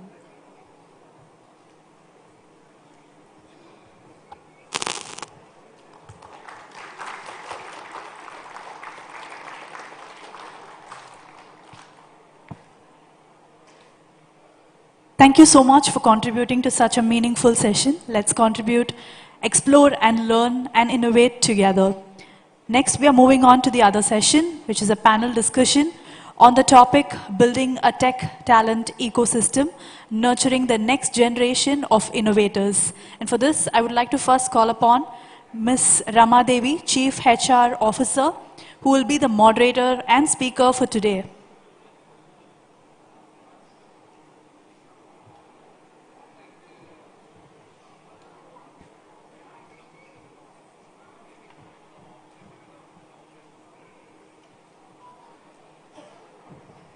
Before we move on to that, we'll take a 5-minute break and we'll come back to this panel discussion.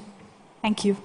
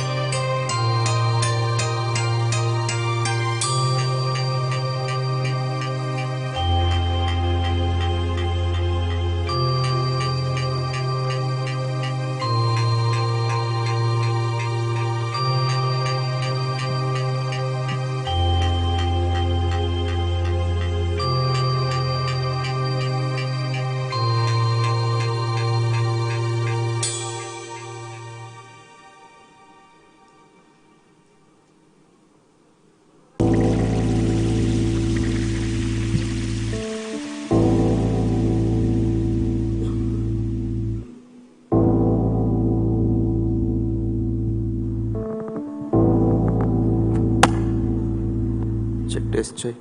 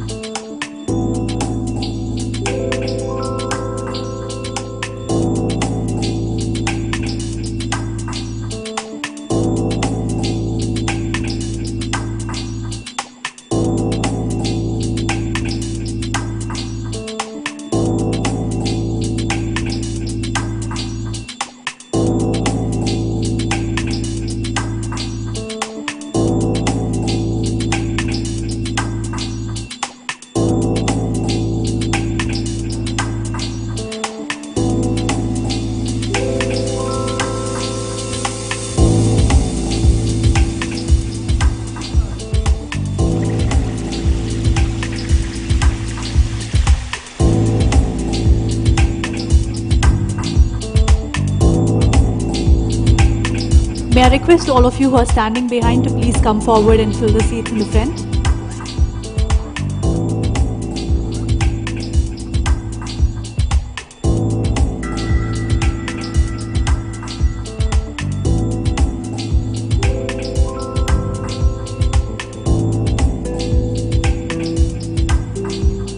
This is a kind attention to all of you standing in the black.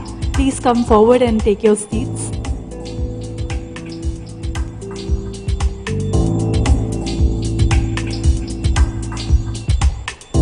Now we're moving forward to the panel discussion on the topic Building a Tech Talent Ecosystem, Nurturing the Next Generation of Innovators. And for this, we have a moderator and speaker, Ms. Rama Devi, Chief HR Officer. Can we give a huge round of applause as we welcome her on the stage, please?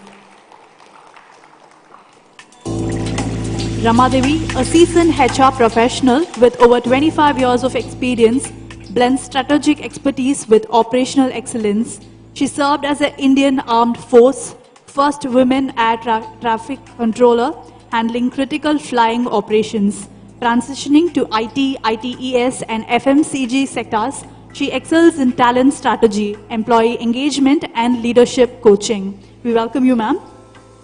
Next, I would like to call upon our first panelist for today's discussion, Mr. Charan Kumar Shetty, Director, UPS, Indian Technology Center. Can we give a huge round of applause as we welcome him on the stage, please? Mr. Charan, Director, HR at UPS India Technology Center, is a seasoned HR professional with 25 years of experience in consulting, talent acquisition, HR transformation, and workforce planning. With experience at Ransat and L&T, he excels in leading teams, driving transformational projects, and mentioning future leaders. Can welcome you, sir.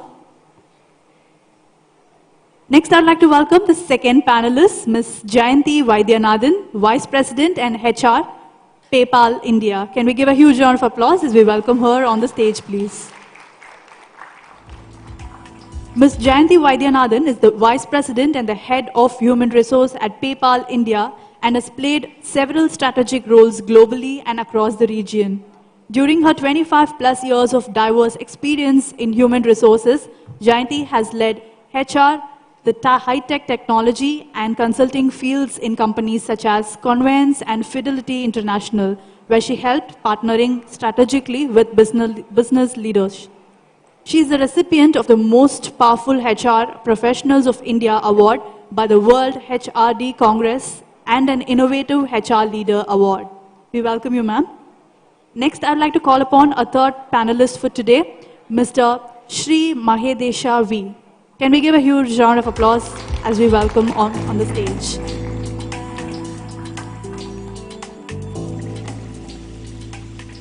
Mrs. Sri Mahadesha V is the Jurisdictional Director of Software Technology Parks of India, STPI, Chennai, under the Ministry of Electronics and Informational Technology, Government of India. With over 24 years of expertise, he plays a key role in administrating the STP, EHTP schemes for promoting software exports and developing the startup ecosystem in Tamil Nadu, Pondicherry, and Andaman and Nicobar Islands. He has made significant contributions to the IT industry, ESDM sector, startups, e-governance, and cybersecurity. We welcome you, sir. I'd like to call upon our fourth panelist for today, Mr. Srikanth, CEO, ICT Academy. Can we all put our hands together and welcome him on the stage, please? Mr. Srikanth, Chief Executive Officer of ICT Academy of Tamil Nadu, is a seasoned leader with over 20 years of experience in education and IT, ITES sectors. Since joining ICT Academy in 2012, he has advanced through roles now driving strategic planning, government projects, corporate partnerships, and education technology. Passionate about bridging the industry academy skill gap, he promotes digital empowerment, entrepreneurship, and career development. A frequent speaker advocating initiatives like Skill India and India Digital. He excels in programming management, partnerships, and government relations. We welcome you, sir. Over to you, ma'am.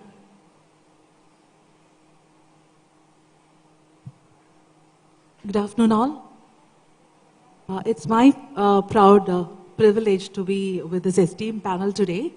And as we all know, the pace at which the industry or the technology landscape is changing, it's important and very pertinent for the manpower to be ready for that. The world belongs to people who can innovate fast and keep up their pace with the moving technology space, right?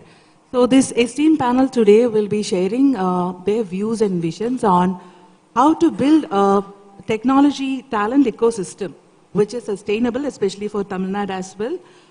Their views on how to build this talent ecosystem and explore some of the strategies for cultivating this ongoing innovators which we need. We really need innovators to keep up the pace of the industry what we are having.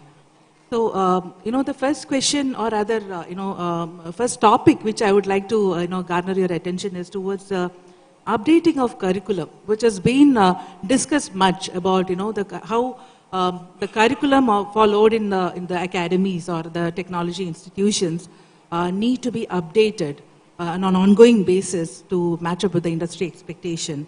So, what are your thoughts on that? What's the frequency of this updation needed, and how can curriculum be commensurate with the technology demand of the industry? So, would you like to go, sir, first on this? Shrik? You would like to start? I just put it this way. See, we are living in the cusp of, transformation of digital journeys, be it in, personal life, business journeys. First and foremost thing is, I think, with a lot of disruptions which is taking across the industries, okay, we should be very cautious about oneself in terms of, we should not be forgetting that we are human beings. It's the first and foremost thing, because that's the one thing, because we are connected with the emotions, feelings, all that, right? So with that, I think very important that one has to be for oneself in our lives. Coming to the digital era, so I think tons of data is available, and we are actually not with us, especially students. I am feeling that in this audience is more of, I'm sure that more than 60% of the audience is actually students from various esteemed organizations, institutions. I would like to say that so you please be balanced in terms of what you learn, and make your foundations digital learning very, very solid in terms of basics.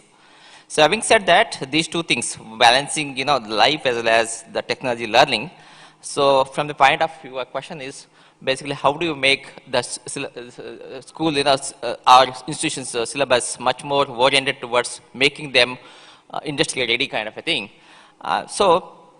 See, thing is, our institutions by and large, we are actually regulated by UGCs, okay, MHRD and all. So we are actually going with a kind of a framework under which Government of India or concerned bodies actually put up the framework under that need to be, every syllabus need to be put into place.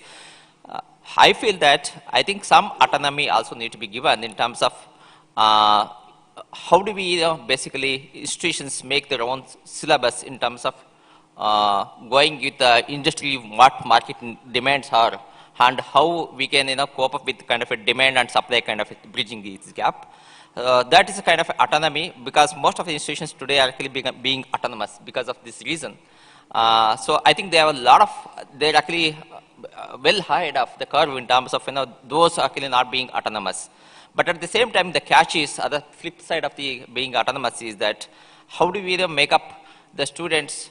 It's not like just making factories and creating labors, techno labors. It's not like how do you make 360-degree person? How do you make that kind of a thing is very important at the same time to have a holistic development, because the workforce need to be leaders tomorrow. How do you make that journey happening? I think that that's how I think. With that, I'll leave it to.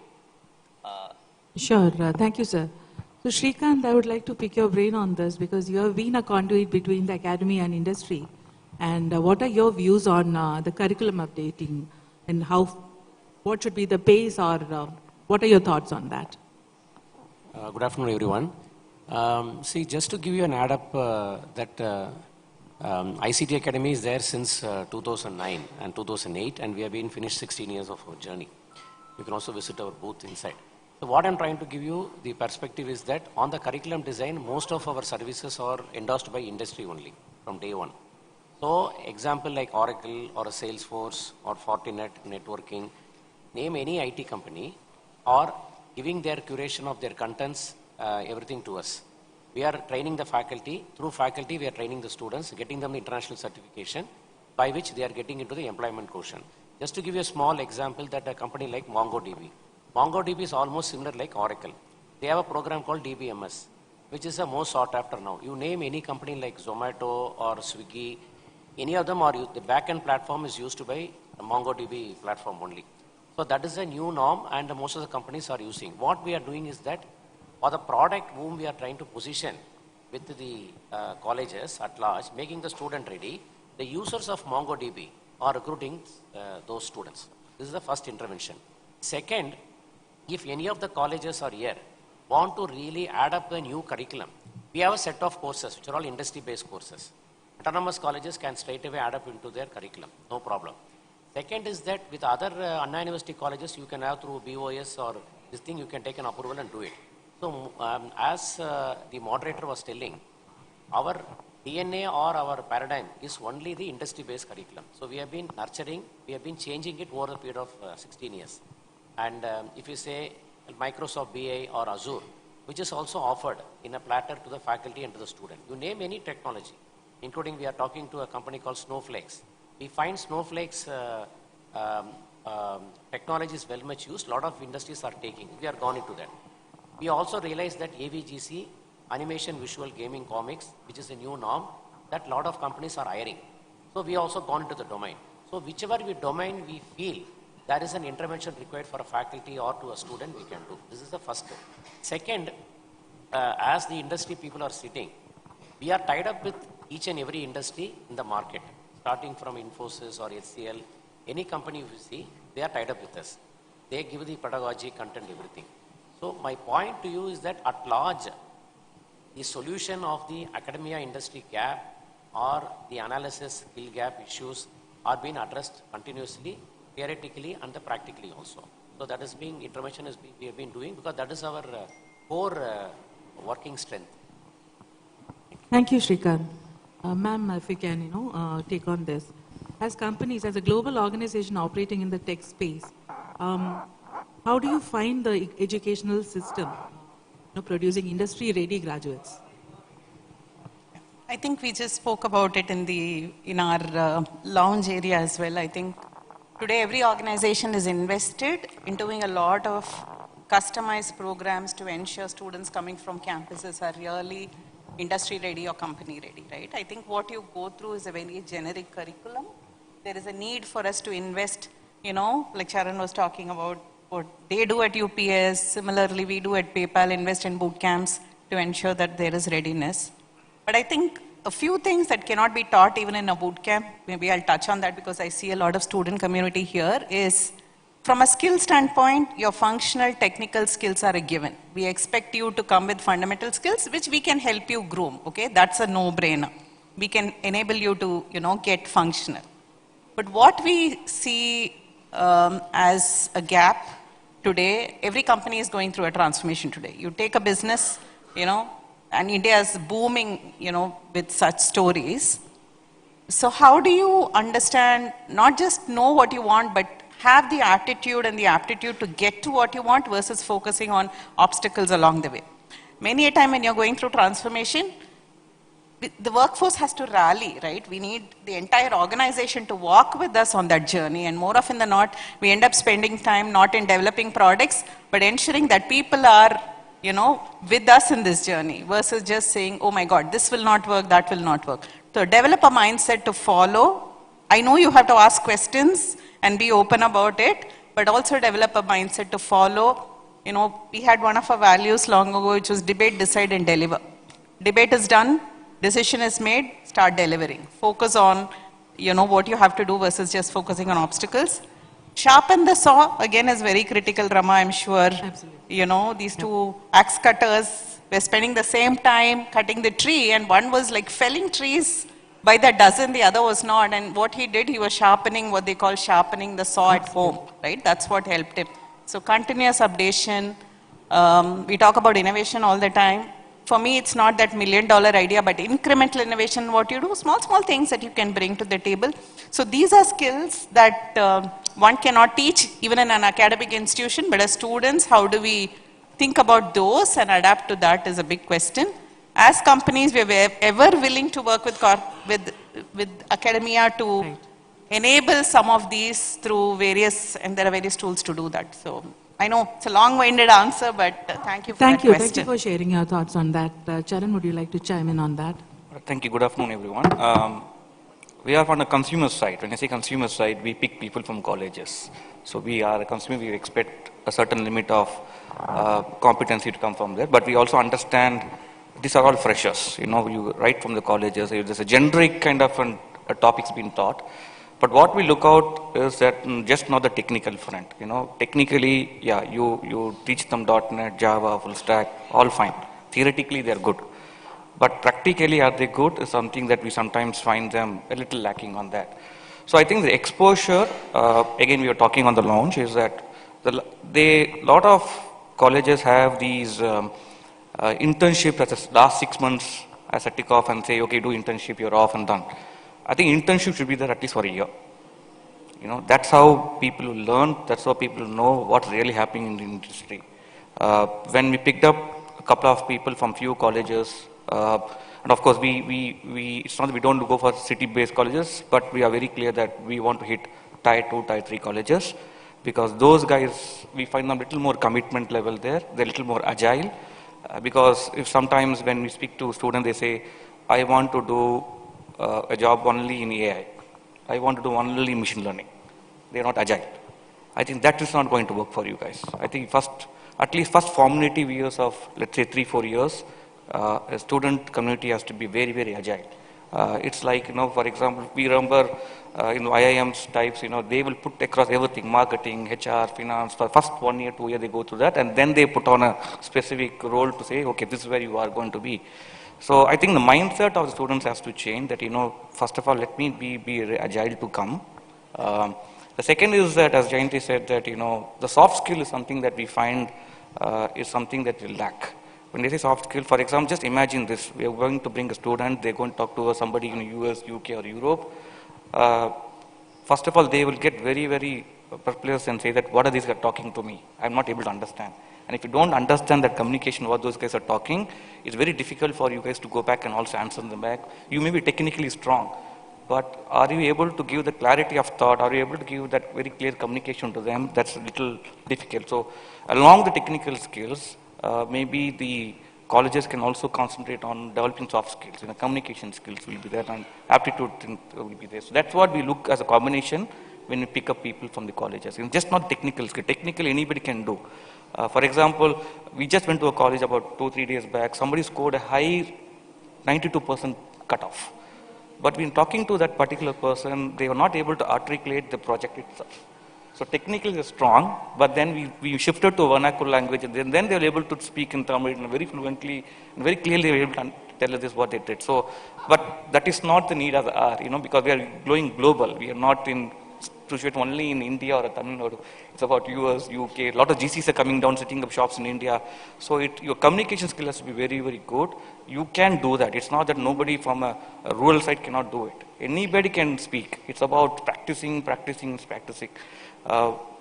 Just about last point, we picked up 15 people from a tier 2 colleges about 6 months back.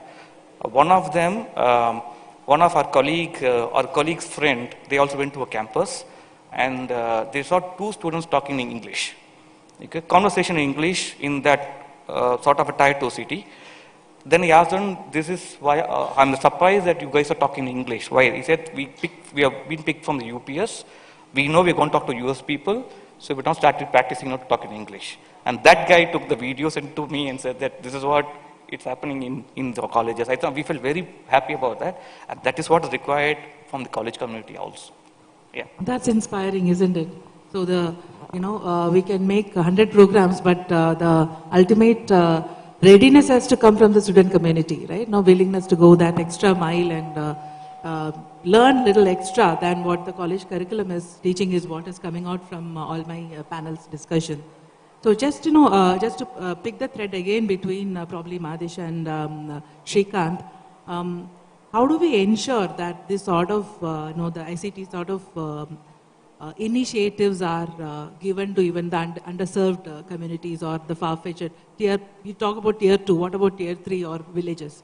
So is there any direction from the government so far to take these sort of programs into lesser or other remote places of our country as well, because we are being a very, very large population here.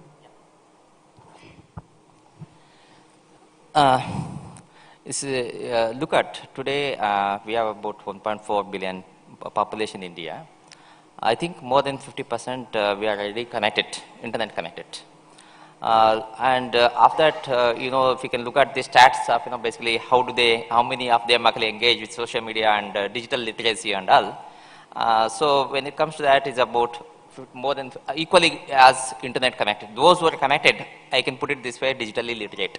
In a way, how do you use this, access the technology and start using the technology point of view? If you can look at, so with the introduction of UPI, the things have dramatically changed in India. That gives us one of the best example how basically we are adapting to those kind of technologies. In our basically digital lifestyle, how one has to be there, and also business entities can embrace those. But having said that, Government of India looking at the very important aspect of digital in our society to uplift them, and also making individuals digitally literate. A lot of programs have been unveiled. So for example, if you have to look at so National Skill Development Corporation is one of the entities actually closely working with the Government of India to skill building programs. Some of the programs like Atal Incubation Centers, Atal Tinkering Labs. Basically, Atal Tinkering Lab is to millions of students. They want to get engaged in create a curiosity about digital journey, and then get embraced, basically create a kind of a curiosity and interest in making sure some kind of a prototypes in their, kind of a college schools, very in the elementary school itself, and then build, building blocks about that, and then start taking about. The moment actually the kids, actually the school goers get interest about it, actually they'll create an interest and then take it forward in terms of digital journeys. How do they become, very technocrats and then eventually becomes, the expert in that technical domains. So digital literacy, a lot of rural digital literacy rate, ITI, diploma levels, all that has been going on, and Government of India's like Pradhan Mantri, this one, there is some PM VYS, okay. Kaushalya Yojana, Pradhan Mantri Kaushalya Yojana, that is also one of the important program, and Pradhan Mantri's apprenticeship program. So most of the students may not be knowing about these apprenticeship programs and this kind of a scheme. SID is also there. Skill India Digital Hub, like Skill India Digital Hub. So see, there are many programs, we can look at that. It gives a lot of about digital, how one can make use of the kind of technologies. And yes, government is very pushy in terms of making sure that not only taking this network access to the digital in terms of BharatNet and things like making the internet available in the rural side, but at the same time, how do we make them digitally connected and digitally literate? So there are many programs. I would request, I would actually suggest that everybody that make use of those kind of a platform, very fantastic, but at the same time, don't lose out in terms of where you want to be at the end, where you want to excel. So make your path very clear about it. Thank you. Shrikant, would you like to add on anything on that aspect of, the government outreach programs to reach out to the students of, remote students or in remote areas?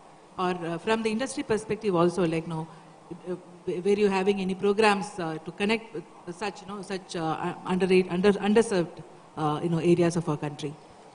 The intervention from government, we are doing a project. Actually, we are funded by MeitY only. The company was formed in 2008-9, funded by MeitY. So we are doing a long-term program with MeitY now that we are going to create one center of excellence in Madurai, in Tyagarajar College, on ESDM and EV. So the Government of India has announced a policy that a manpower development scheme, particularly for this industry. So we are establishing our first campus there. The colleges and students will be able to access to the, making them ready for the semiconductor industry on the ESDM industry. That is one intervention we are doing now. Second intervention is there through NSDC, National Skill Development Corporation.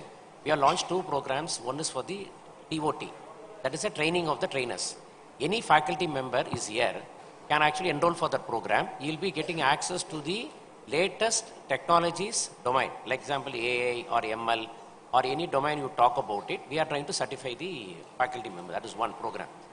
Third is that we are also going to train some students also on the new technologies. So this is on the intervention from the government side. Other than that, there are some running programs which we do concurrently, consistently with the government support in various forms. That is one. Mainly, if we see, 90% of our work predominantly stays with industry only. These industries only are approaching the government also. So government also felt that the sovereignty or independence with ICT Academy to tie up with us. I'll just give you one example. Infosys, Capgemini, Honeywell, ITC Infotech, you name any IT company, even Cognizant, TCS, have been part of our journey. They have funded us, and we are doing a 5-year project with the MeitY. We are doing a 3-year project with Infosys, training some 45,000 students. My humble request here is that whichever industry is sitting here or any of the industry people are here, really want to tie up with us. Whether you want to come as a speaker, whether you want to come as a mentor, whether you want to come as an affiliator, collaborator, we are welcome. you can play a big part with us, either in the faculty training, industry endorsed training, or you want to become our speakers in various seminars, what we do, touch base with the clients we can do. We have our senior members also here, who have senior members. We have a stall also. You can connect with us, this is one. Second, with the faculty, we have a host of faculty programs, both funded by industry and funded by the government. We have a faculty program which is running, cutting across all domains, from IT, ITS to AVGC to ESDM to life science, to name any sector, including BFSI. We are also doing a large program with the fintech area with a company called Finestra, based out of Pune. We are doing a program. So any industry is already available with that. So you can endorse that. Third, with the student segment, every institution, in fact, we have a CIT chairman also sitting here with us in the gathering. Any college, we have a spoke model. Every college across India, we are doing some 2,000 colleges across India. Every college we have kept a spoke model. There is a spoke in a college who act between a mediator between ICT academy and the institution. All are driven through a spoke. So the colleges, students here can approach your spoke in your own institution, who can take our services. We are doing a lot more programs. All this program, whatever we are giving, a Salesforce Cloud Architect program, or Oracle program, or Microsoft Azure BI, Fortinet program on networking, most of the programs are given without any cost to you. So that we can do. Then finally is that we also have our own research journal, which is also UGC CARE. Some of the corporates who are pursuing, who want to publish papers for a PhD, you are also welcome to submit your papers to us. That's one. Second, somebody wants to become a peer reviewer, you can also become a peer reviewer. On the Umagine, on the closing today, with the Deputy CM, we are going to launch our special issue on the AAML. Today's special issue, you will find that there are 5 articles which has come from UK, on the foreign people have done. So, intervention is large. Whoever want to play a role with us, in any form, with any industry want to play a role with us, we are open-ended. Yeah, if you don't mind, if I can just add, I think I can vouch for what Mahadesh said. We've been hiring first generation learners, especially from non-tier 1, tier 2, tier 3 areas, and we put them on par with any campus grad, put them through a special boot camp, and I can tell you the quality of candidates have really gone up thanks to all the programs that you're speaking about. We've seen that. But I just wanted to also kind of park a few points on the table. One, I don't know if you're following, a straight jacket approach, right? Let's come up with these bunch of programs and let's digitalize this and give it. Can we do more of, institutionalizing programs that work for the local community?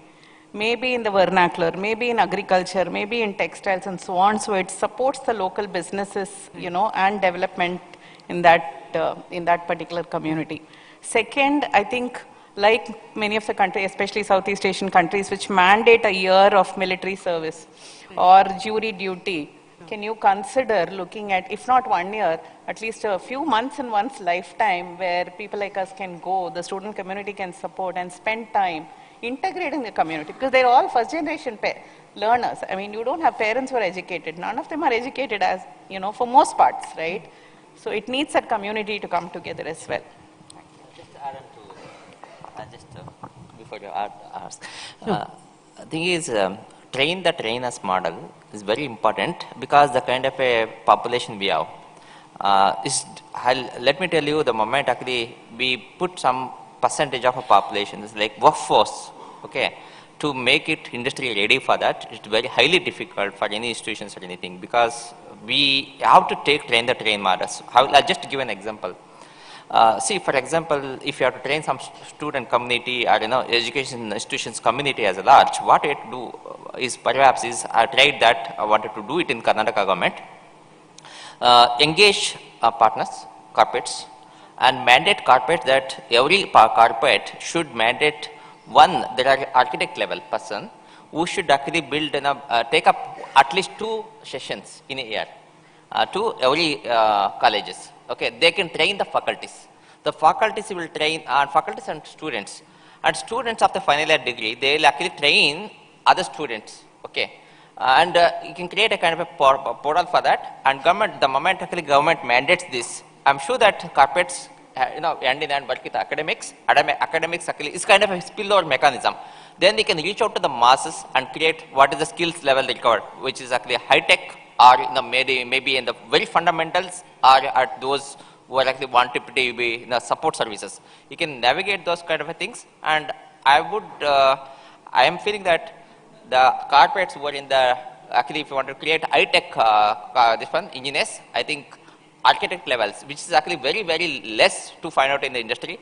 Those communities available, if the corporates come forward to engage with the government and start doing this one, and this can transform in terms of reaching out to those who would want to aspire to be those kind of levels. Sure, thank you. That was a very different thought process, Jayanti ma'am, which you added. The industry industry need not be specific. What is probably relevant for the communities in the remote areas, like can we create more job opportunities by relevant interventions, whether it is industry or academia or government coming together and creating programs which is more relevant to the remote areas for underserved areas especially, is something which would be relevant. So that's a thought process which you are mentioning. So moving back to the IT and the skill gaps which we were talking about. As a global organization, to both of you, how do you view Tamil Nadu as a talent hub? It's very specific to the state we are in. What are your observations about Tamil Nadu as a talent hub? I think the reason why I picked up Chennai or Tamil Nadu to be set up our own GCs talks a lot about that. We did a lot of research before we finalized this particular location on that. One is the availability of the talents there. I think the education system by far is a little better than any of the states here. I was talking to a candidate a couple of days back, and then she's typically somebody from the north, and she had done education in Chennai for last 10 years. And we said that why? Then she said that the education is better here than there. So I think it's already established fact that we will have a good education systems in Tamil Nadu. We'll also have a good talent coming in. But what we also seeing now is that we may need to expand it beyond metros, for Chennai and kind of thing. So it needs to be a tier 2, tier 3. I think again, to reiterate my point earlier, we need people who's not a fly-by-night operators, come join, experiment 6 months with this organization, I don't like the job, let me go. That is a little more higher in some of, for example, Chennai city. But if you give an opportunity for somebody from a down south or tier 1, tier 2, tier 3, they want to prove themselves. That is where we want to leverage on, and that's where we want to give them more kind of inputs on that. And I think the talent, they're very, very eager, very hungry to make a mark. Only thing that we had to tweak is how do we mold them before they come and join us. Again, that's very critical from a part of every organization that we need to do, whoever hires from colleges. So it is not that, we go to a college, we pick up people, they do the job day one. It's not going to be that like that. These are typical people who are 4 years theoretical knowledge, who are just transforming into a corporate life, from a college to a corporate life. Very difficult to manage for 6 months, because college you have lots of fun, but again corporate is not like that. It's a fun in corporate, but then you have to also work along with the fun as well. So the transition to move from a college life to a corporate life, that's something that we need to handhold people on. But I think if we as a corporate take responsibility to ensure that whom we picked up, because we don't pick, by seeing 10 people, we don't pick 8 people. To pick up those 50, 60 people, we could have seen some 600, 800 people. They could have gone to different assessments, then we picked up. The responsibility and accountability is on us to ensure that they are successful. I think that's where whatever the colleges will teach them, whatever the students will learn, we also have equal responsibility to do that. But whatever we've seen is that talent community in Tamil Nadu is really good.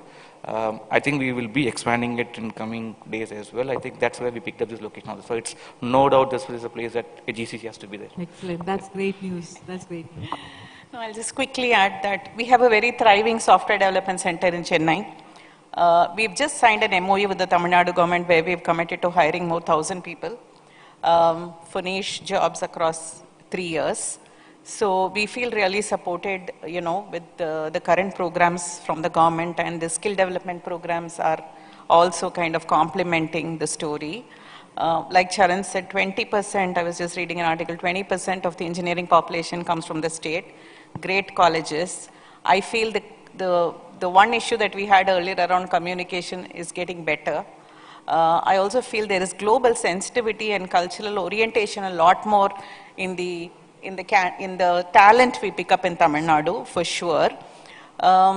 So those are all the parks, the IT parks and all that, there's space, and the government is reaching out to us to, kind of incentivize companies to come and settle, come and do work here. If there's one thing that I would see for us to get better is definitely, I know with metro and all that's getting better, but infrastructurally and commute, if you come out of the airport, I want my city to be like as green as some of the other cities, model cities, and clean and so on. And so that we can also attract the global community a lot more. Global talent Yeah. And while we are great at fundamental technical communication is fine. I think leadership, strategic thinking is where I think we tend to invest a lot more. So would request if the government as well as the colleges can really leverage corporates as well. It's a joint kind of complement